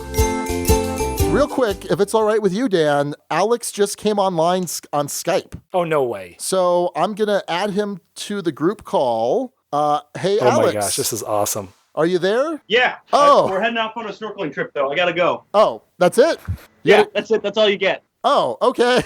We love you, Alex. We love you and we miss you. And come back home safely. Loves and kisses and hugs. So wait, anything to the listeners? Anything to the listeners who haven't heard from you in 6 weeks? I'm in Thailand right now. I'm in Felipe, and we're about to go snorkeling. Okay. Here's new plays. I played absolutely nothing new except for in Denmark, Copenhagen, and that's it. That's all I've done. Are you yearning? Are you yearning to play board games? It would be fun. Are you but jonesing? I'm having plenty of fun out there too. Yeah, little jonesing for some baseball highlights. 2045 first mention. No, that's like the fourth. No, that's it's like not the fourth first mention. Sorry, dude. Yeah. You forgot who the co-host was. Hey, Alex, I can't believe you're going to be going in the water in dangerous places without me there to save your life, like at the Rocky Mountain Gaming Vacation. Don't worry, I've got my own rescue crew here now. Okay, you got your own posse. Later, man. I'll see you guys later. All right. Peace out. Later, buddy. Peace out, Dutchy. All right. Well, that was kind of cool to hear from Alex. That's the first time I've actually heard his voice in the last 6 weeks, Dan. It was so good to hear his voice. I love that guy. I mean, him and I, when we were at the Rocky Mountain Gaming Vacation, we were on a bus for a long time going out to the whitewater rafting. Yeah. And so him and I sat in the front seat and we talked a lot. So, and not just about gaming, like we talked a lot about life and stuff. So we became real good, close friends like then. And so him and I got a good bond now. Yeah. Well, that's awesome. Yeah. I miss him here. And I know all our listeners miss him too. So, but it sounds like he's having a blast. He's off to snorkel. I mean, geez. That's fantastic. Well, let's forget Alex, because the whole point of you coming on, Dan, was that we needed to replace Alex because he's off traveling the world, gallivanting and having fun. So, but you're here now. So season 5, Game Boy Geek on Kickstarter. Tell us about what's going on there. Yeah. First of all, there's no replacing. That's Alex. true.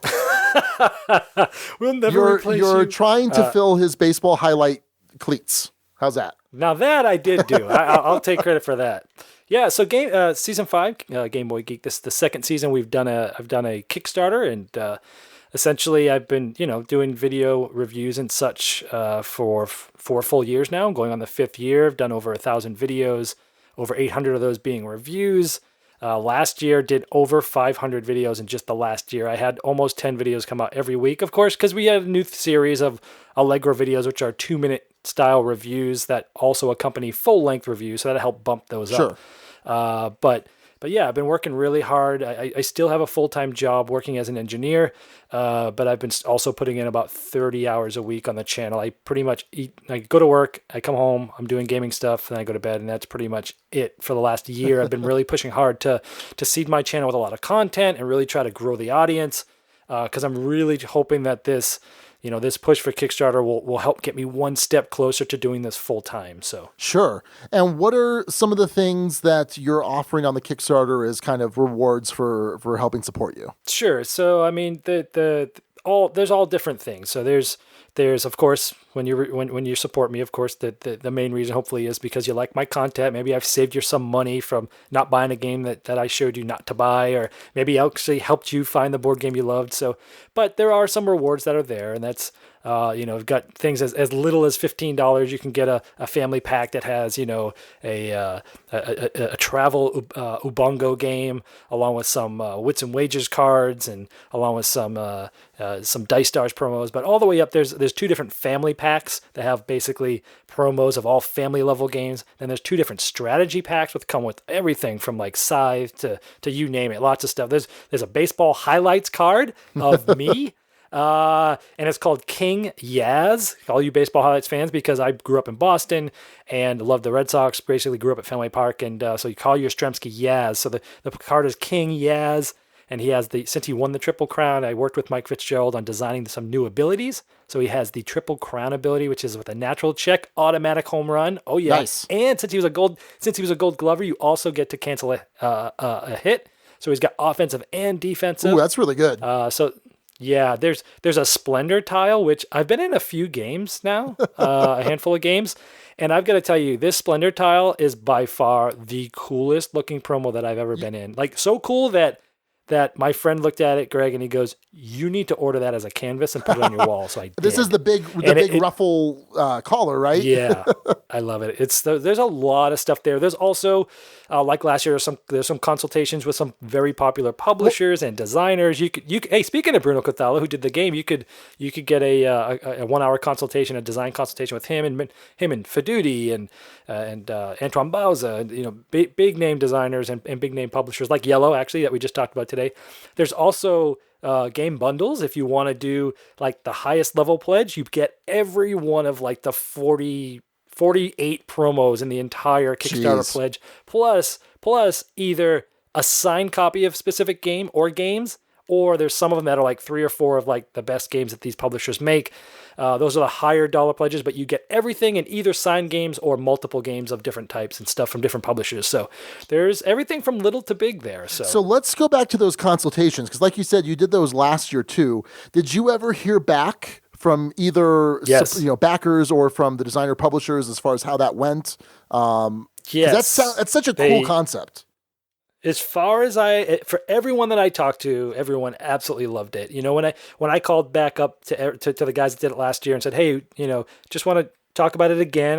Last time we talked, you said it was a great experience. Are you interested to do it again? All of them, without a heartbeat, said, absolutely. That was fun. I'll do it. I want to support you, and it was fun. Absolutely, no brainer. So that was really cool. Plus, stretch goal, Baseball Highlight 2045. We're far away from this at this point, of the point of recording.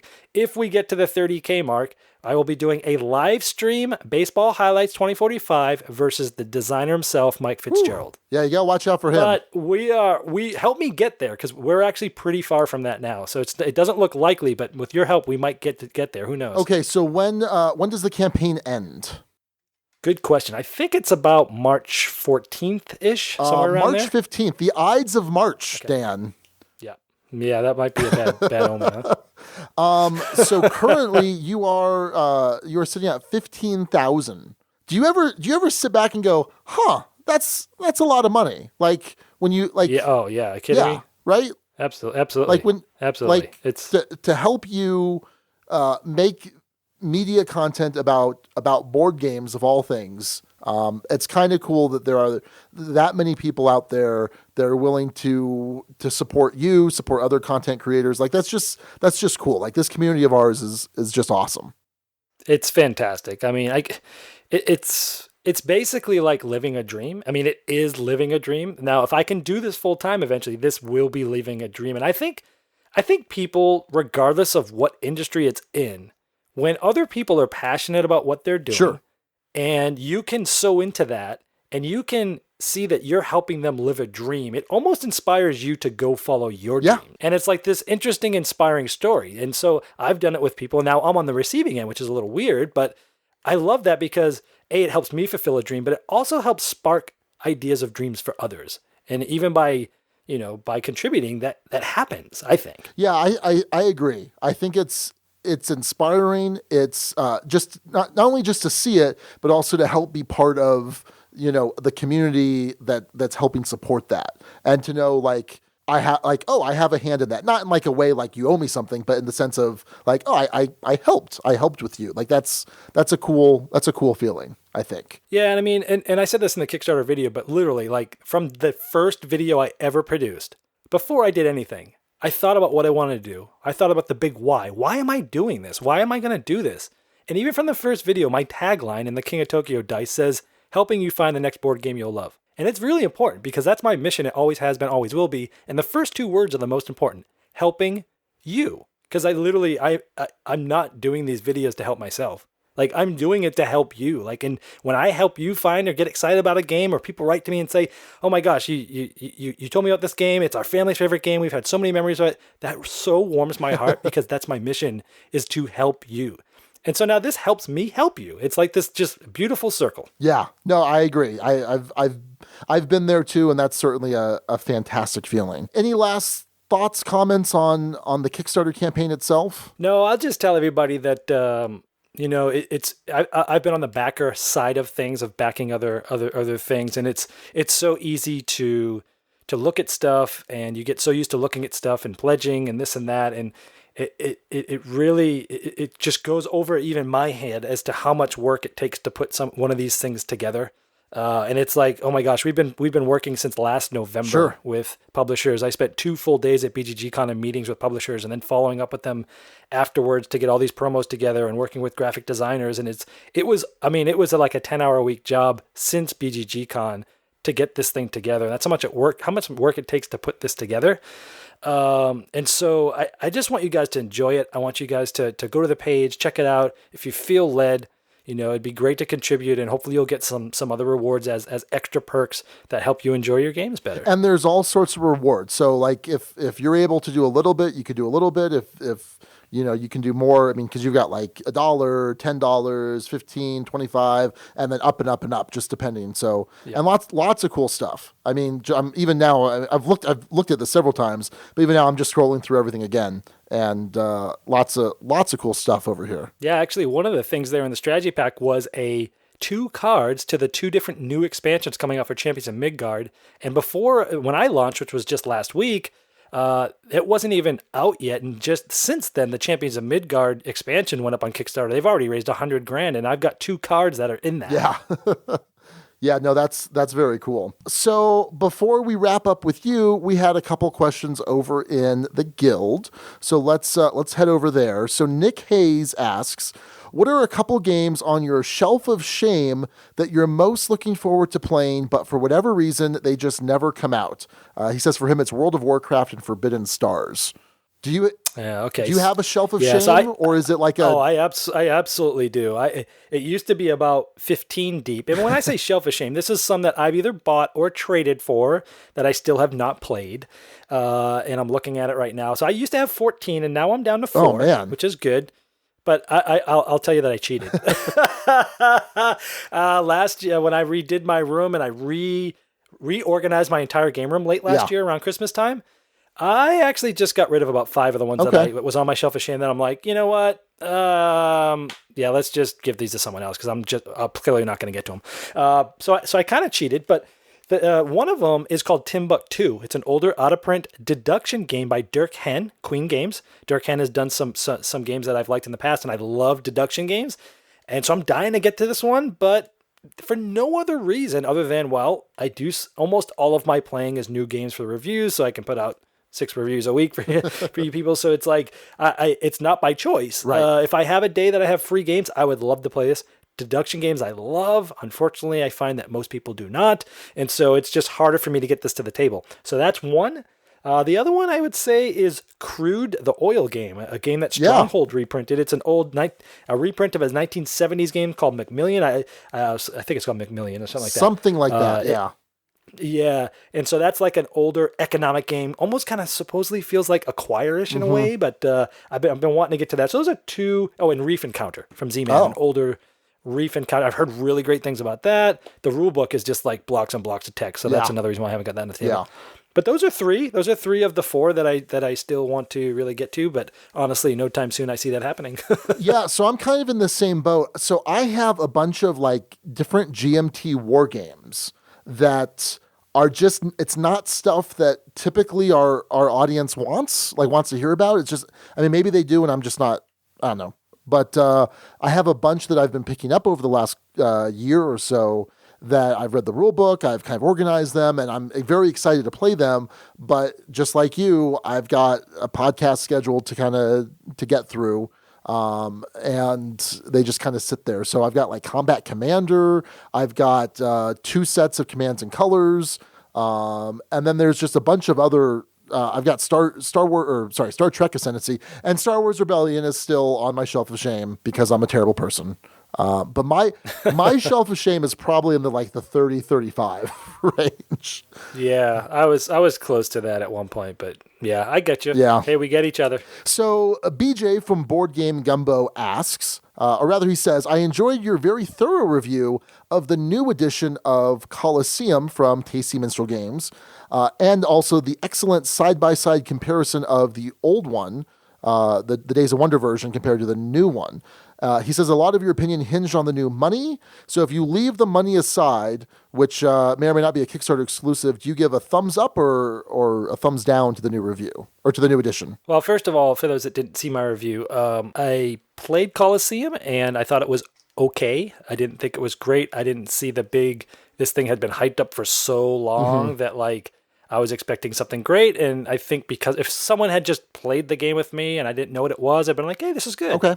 But because it had so much hype, I felt like it didn't live up to it. So I thought it was a good game, but it for me, it didn't warrant the amount of hype that it's gotten over the last few years. Now, with that being said, the differences between the two, again, I showed a lot of them. I did a complete comparison video, had both of them out. Regardless of the money, if you take that aside, because the new one came with huge chunky money. If it was that aside, honestly, a lot of it is going to come down to personal preference of artwork. Yeah, I agree. I got so many comments and messages to me after that saying, that is the worst artwork. Why'd they do that? They ruined it. Like, a lot of people don't like it. I thought it was fine. I liked it. Personally, I liked the older better because the board was larger, there was larger pieces, and I think it had more table presence. But that old version is such at ridiculous prices that the new one is now available. It's available at normal, not inflated prices. So is the older one that much better that you need to spend twice as much? No. So I prefer the older version. You might prefer the newer version, but even if you don't, it's still worth it to get it anyways because it's available and it's at a normal price. So yeah, I think we're in agreement here. I've only played the old version. I haven't played the new one yet, but I've obviously seen it. I chose not to back it. By the way, just for full disclosure, TMG is a sponsor of the show. But yeah, I'm not a big fan of this new art style. It's kind of a cartoony art style. I really enjoy the gameplay. I think the gameplay on it is fantastic. But like you, I wouldn't shell out the extra money to get the Days of Wonder version. Because for me, primarily, I'd be getting this for the gameplay because I do think it's solid. I like the idea that you're not accumulating points each round. You're building on your points, and it's your best performance is what counts, kind of. I think that's kind of a cool concept. All right, Joseph Owens, and this might be a little weird, Dan, because you admittedly are not a big pop culture guy. Yeah, you're gonna see how not I am in about a minute. Okay, that's all right. I'll kind of pick up the slack here. So he asks regarding our nerd preferences, Star Trek. Do you prefer Deep Space Nine or the original series? Did you? And actually, it says TOS. Did you know that TOS stood for the original series? I had no idea what neither of those meant. In fact, what's Star Trek? Oh man, no, I'm just kidding. Is that the one with Luke Skywalker and? I mean, I played video games that had Star Trek on it when I was a kid, but that was about it. Okay, so does it have some guy with some big ears or something in that show? Well, there's Quark. On Deep Space Nine, who's a Ferengi, and his brother Rom and his nephew Nog. They all have. Yeah, I'm gonna have to pass to you. They on all this have one. big ears. I'm actually currently rewatching Deep Space Nine. I'm on season 6. There's a bunch of the early seasons have a bunch of filler, which is kind of the old network model, although it wasn't network, it was a syndicated show of the 24 episode seasons. And I like the new cable model where it's like 8 to 13 episodes, because then you don't have to have a bunch of filler. But I definitely prefer Deep Space Nine. Of all of the Treks, Deep Space Nine is my favorite, although The Next Generation is the one that I think had the biggest impression on me as I was growing up. The original series I've seen multiple times through, and I feel like it hasn't really aged well, although it was groundbreaking and innovative. And the movies, Star Trek 6, The Undiscovered Country. Are you still there, Dan? Are you asleep? Star Trek 6 is still one of my favorite movies of all time. The first half of the movie is incredible. The second half is okay, but that first half. And it's also where we learned that Klingons read Shakespeare. So anyway. Yeah, not only do I have no idea what to say about this, but all this makes me think of is I never wanted to watch Star Trek, and then after playing that terrible Mayfair cooperative game that was Star Trek last year, was so bad mission? that it made me want to watch it even less. Yeah. So the next one, maybe you can participate here. For Star Wars, Rogue One or Return of the Jedi. Hey, you know what? This is the only one on this list that I could actually talk about with any level of intelligence. And I'm not a Star Wars fan, but I got to tell you, Return of the Jedi. I can't remember how old I was. I was maybe 6 or 7. It came out in 83, I believe. Okay, I was 7. I remember standing in line with my dad when that came out at 6 o'clock in the morning to get tickets, because back in the day, you actually had to wait in line, Yeah. people. Yeah, I'm like the old, get off my lawn. So anyway, so I remember waiting in line, and even to this day, up until now, like, it's always been my favorite. I love the Ewoks. I love the racing through the forest. I love the whole Jabba the Hutt thing. Like, Return of the Jedi was by far my favorite. But I did watch Rogue One, and I got to say, other than the first 30 minutes, which almost put me into a coma, I loved Rogue One to the point where, like, most movies have a climax. This thing shot through the climax. It kept going to the end, and I didn't read anything about what was happening at the end. And when the end happened, I left that theater going, that is the best Star Wars I've ever seen. So then I went back and I watched all 3 of the originals that week. And I've got to, I don't know. I think because the beginning of Rogue One was so confusing and so boring, I'm going to give the nod to Return of the Jedi because it's always been my favorite.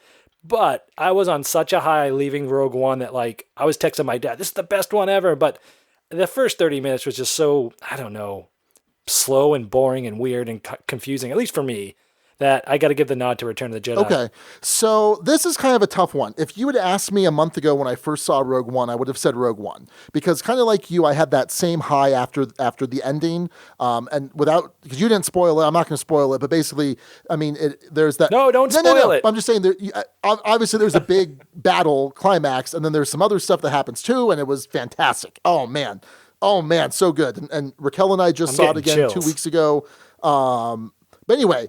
So, but I agree with you. The first act of Rogue One is kind of a mess. And so I was much higher on Rogue One initially. And I feel like if they had cut out going back to the Yavin base the first time, and to me, it was kind of a jumbled mess, the first act. But yeah, I'm really, really big on Rogue One. Return of the Jedi, I think growing up was my favorite. And then when I reached adolescence and young adulthood, I think Empire became my favorite. I love in Return of the Jedi the fact that that's where you see Luke Skywalker emerge as, a Jedi Knight. He's finally come into his power. It took him 2 movies, what it took Rey to do over half a movie, but whatever. And yeah, there's so many things I love about Return of the Jedi. Even to this day, the Yoda's death scene just gives me chills. It just makes me so sad. So yeah, I mean, from a pure nostalgia point, it would be Return of the Jedi. But the amazingness of the last act of Rogue One, this is like choosing a child. I'm gonna give it to Rogue One just for the last act. I feel sick to my stomach right now. All right. Next one. If you were to pick a dystopian future, Planet of the Apes or Battlestar Galactica, I guess we would have to figure out which Planet of the Apes and which Battlestar Galactica. Well, I've never seen any of them. So actually, I think I saw one of the Planet of the Did you Apes. see like the old one with Charlton Heston? Yes, Okay. Charlton Heston. I'll go with that one because that's the only one I've seen. So the new ones, so there's the Tim Burton, Mark Wahlberg Planet of the Apes from like 2007, which was interesting but kind of weird. And then the new ones, the one that started off with James Franco and follows Caesar, those are really good. Those are like pretty excellent. But I don't know that I would want to be. So really, it's a question of, do you want to be hunted by apes or robots? That's is neither a choice.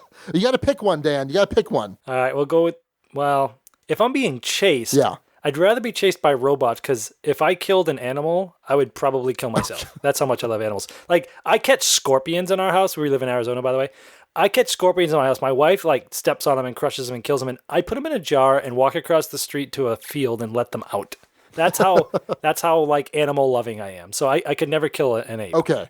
Even if it was trying to kill me. So I would probably go with Battlestar Galactica just to get to hang out with Edward James Olmos, who plays Commander Adama, because I think Edward James Olmos is the man. Stand and Deliver. He was just on Raquel and I are watching The West Wing. It's like my 3rd time watching The West Wing, and he is one of the Supreme Court justices. Anyway. Okay, last one. 80s fantasy flick. Labyrinth or Conan the Barbarian? Yeah, Conan. Have you seen both of these? Yeah, but when I was a kid, I liked Arnold Schwarzenegger and Conan. I thought he looked cool. Yeah. He was big bad. And Labyrinth was a little weird. The dude with who's the dude in there with like the weird That's hair? David Bowie. Looked like Rod. Yeah, David. Oh, Yeah. David Bowie. That's right. Yeah. That was a little weird to me, so I'm going to go with Conan the Barbarian. David Bowie alone makes it Labyrinth. Labyrinth was so creepy. Kids movies in the 80s were super creepy. Like there were like Return to Oz, and there's so many creepy kids movies in the 80s. So I'd go with Labyrinth. But I like Conan the Barbarian. Conan the Barbarian's really good. We don't talk about Conan the Destroyer. That one's pretty terrible. All right. Well, last question, Dan. Hopefully I think you could probably answer this one better. So Mark Cruzan Rea says, with both of us having ties to Arizona, because you obviously live in Phoenix and I grew up in Phoenix, have our paths ever crossed at places like Phoenix Comic-Con or Imperial Outpost? Well, let's get the time frames right. So when did you move out to Phoenix? In 2000. Okay. So I was in Phoenix from 1985, I think, until 2007. So there is a 7-year spot there. So in that time period, did you ever go to Phoenix Comic-Con? No, and I still have never been. Because I go to, and especially now, I go to so many conventions that you think I'd go because it's close, but it's like, well, there's not games there. I put up with the craziness at Gen Con just because there's games there. I don't need to have the craziest in my own backyard when I'm not going to see a lot of games. So I actually don't go. And then, so in that time period, I mean, you're usually gaming at the house, right? Or with friends? Yeah. Yeah. What do you know? What is the closest friendly local game shop there? Actually, one just opened up a mile away from my house. Oh, really?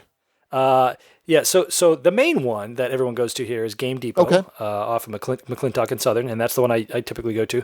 But a new one called Games U, meaning university. Games U just opened up a mile away. I went there and stopped by the other day. It looks like it's mainly a miniatures place, but they do have a lot of board games, and they do encourage people to come by and just hang out and play games. I went to go meet the owner like the day after they opened. I went in there, shook his hand, talked to him, and literally they opened the day before. And as soon as I told him who I was, gave him my card, I was about to say, hey, I want to come do a video of your store, hit such and such, put it on my channel. He got a phone call. He's like, I got to take this, stay right here. And he was gone for like a half hour, so I just had to leave. I haven't had a chance to go back, but that's Games U. Interesting. Yeah. I mean, Phoenix is just such a big town. I mean, it's monstrous. One game store is a good 30, most of them anyway, are good like 30 or 40 minutes from each other. I know there's a bunch down there in the southeast, like Tempe and because Game Depot's in Tempe, right? Right, yeah, and I live in Gilbert, which is also southeast. Right. So you're also close to Empire, Desert Sky. I don't know what Desert Sky is. Empire. I'm Kyle, who's the part owner there. I'm friends with him. Empire is a fantastic. I mean, it's primarily a miniature store. Yeah, they closed. Oh, they closed. And one of the owners opened up this Games U I was talking about. Oh, do you remember his name? Was it Kyle? It might have been. Yeah, I think you're right. Okay. Interesting. Yeah, he's a good guy. But yeah, I used to work at Imperial Outpost. I used to work the Wednesday nights and Friday nights, and working was mostly just painting and playing games and bringing people up occasionally. I will say that Darren, who owns the place, good friend of mine, he has done tremendous things with that place, and it's doing fantastic. It's up there in the Northwest area. I get an idea how we can make this happen. So next year in January, you should come out to the Arizona Game Fair. This year they brought out the Heavy Cardboard podcast as sort of a media guest. I think you should come out as a media guest. You can hang up. You can stay at my place. The convention's like 10 minutes from my house, not even. And you can hang out at my place. We could go do that. We could do a live. You could do like a live thing, or we could do a podcast recording we should make this a thing next year. I think I've got the ties to Phoenix. Like, I would totally love to make that happen. That sounds really cool. And I think you could get there as a sponsor, like a little sponsored media guest. That's Andrew. Andrew Long. And maybe you can even bring Alex, too. I don't think he can survive in the heat, the dry heat.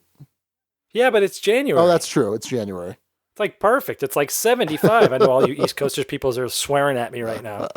It's freezing. It's like 70.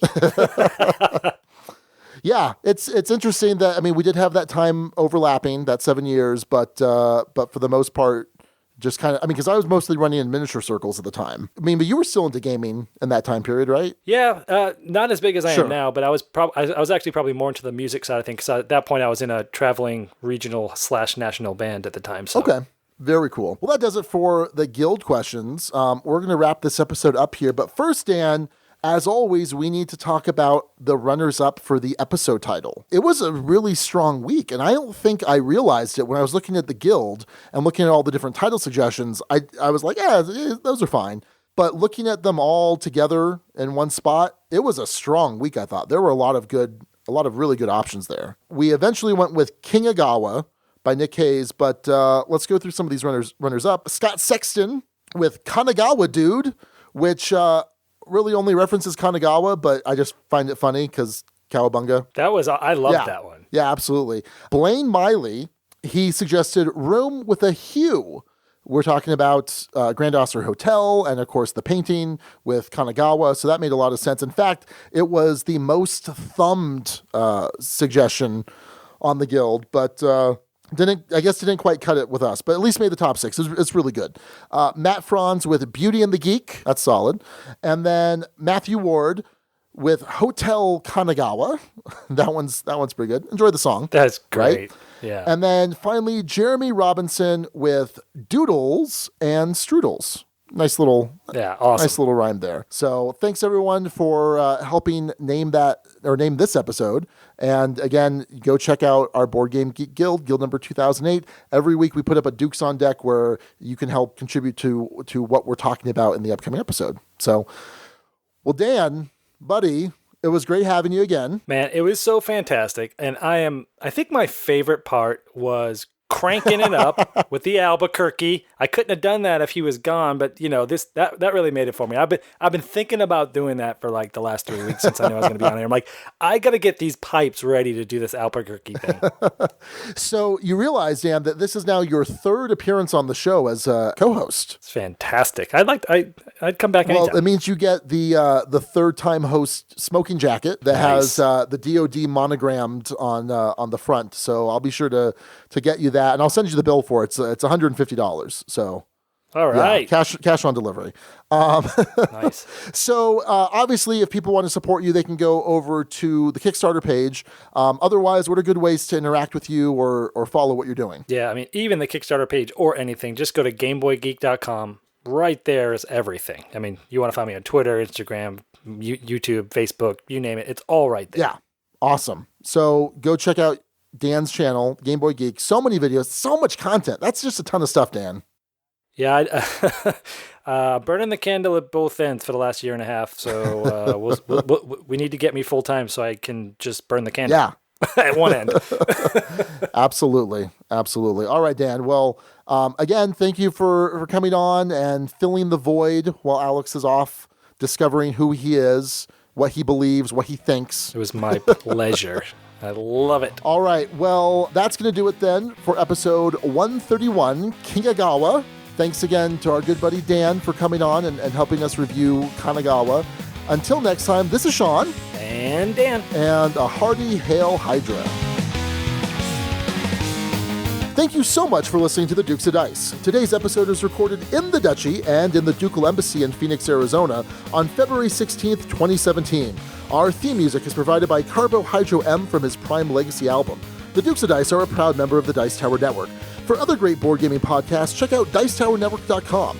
And for all the latest in the Duchy, go to DukesofDice.com. Find us on Twitter at Dukes of Dice, join in conversations on our Board Game Geek Guild, find us on Facebook, and subscribe to our YouTube channel. Thanks to Guild member Jeff Epner for production assistance, and thanks to our sponsors, Tasty Minstrel Games and Meeple Realty. Check out their awesome titles at PlayTeamG.com, and for high-quality board game inserts, check out MeepleRealty.com. Think inside the box. We'll see you back here next week. Until then, as Alex would say, game on!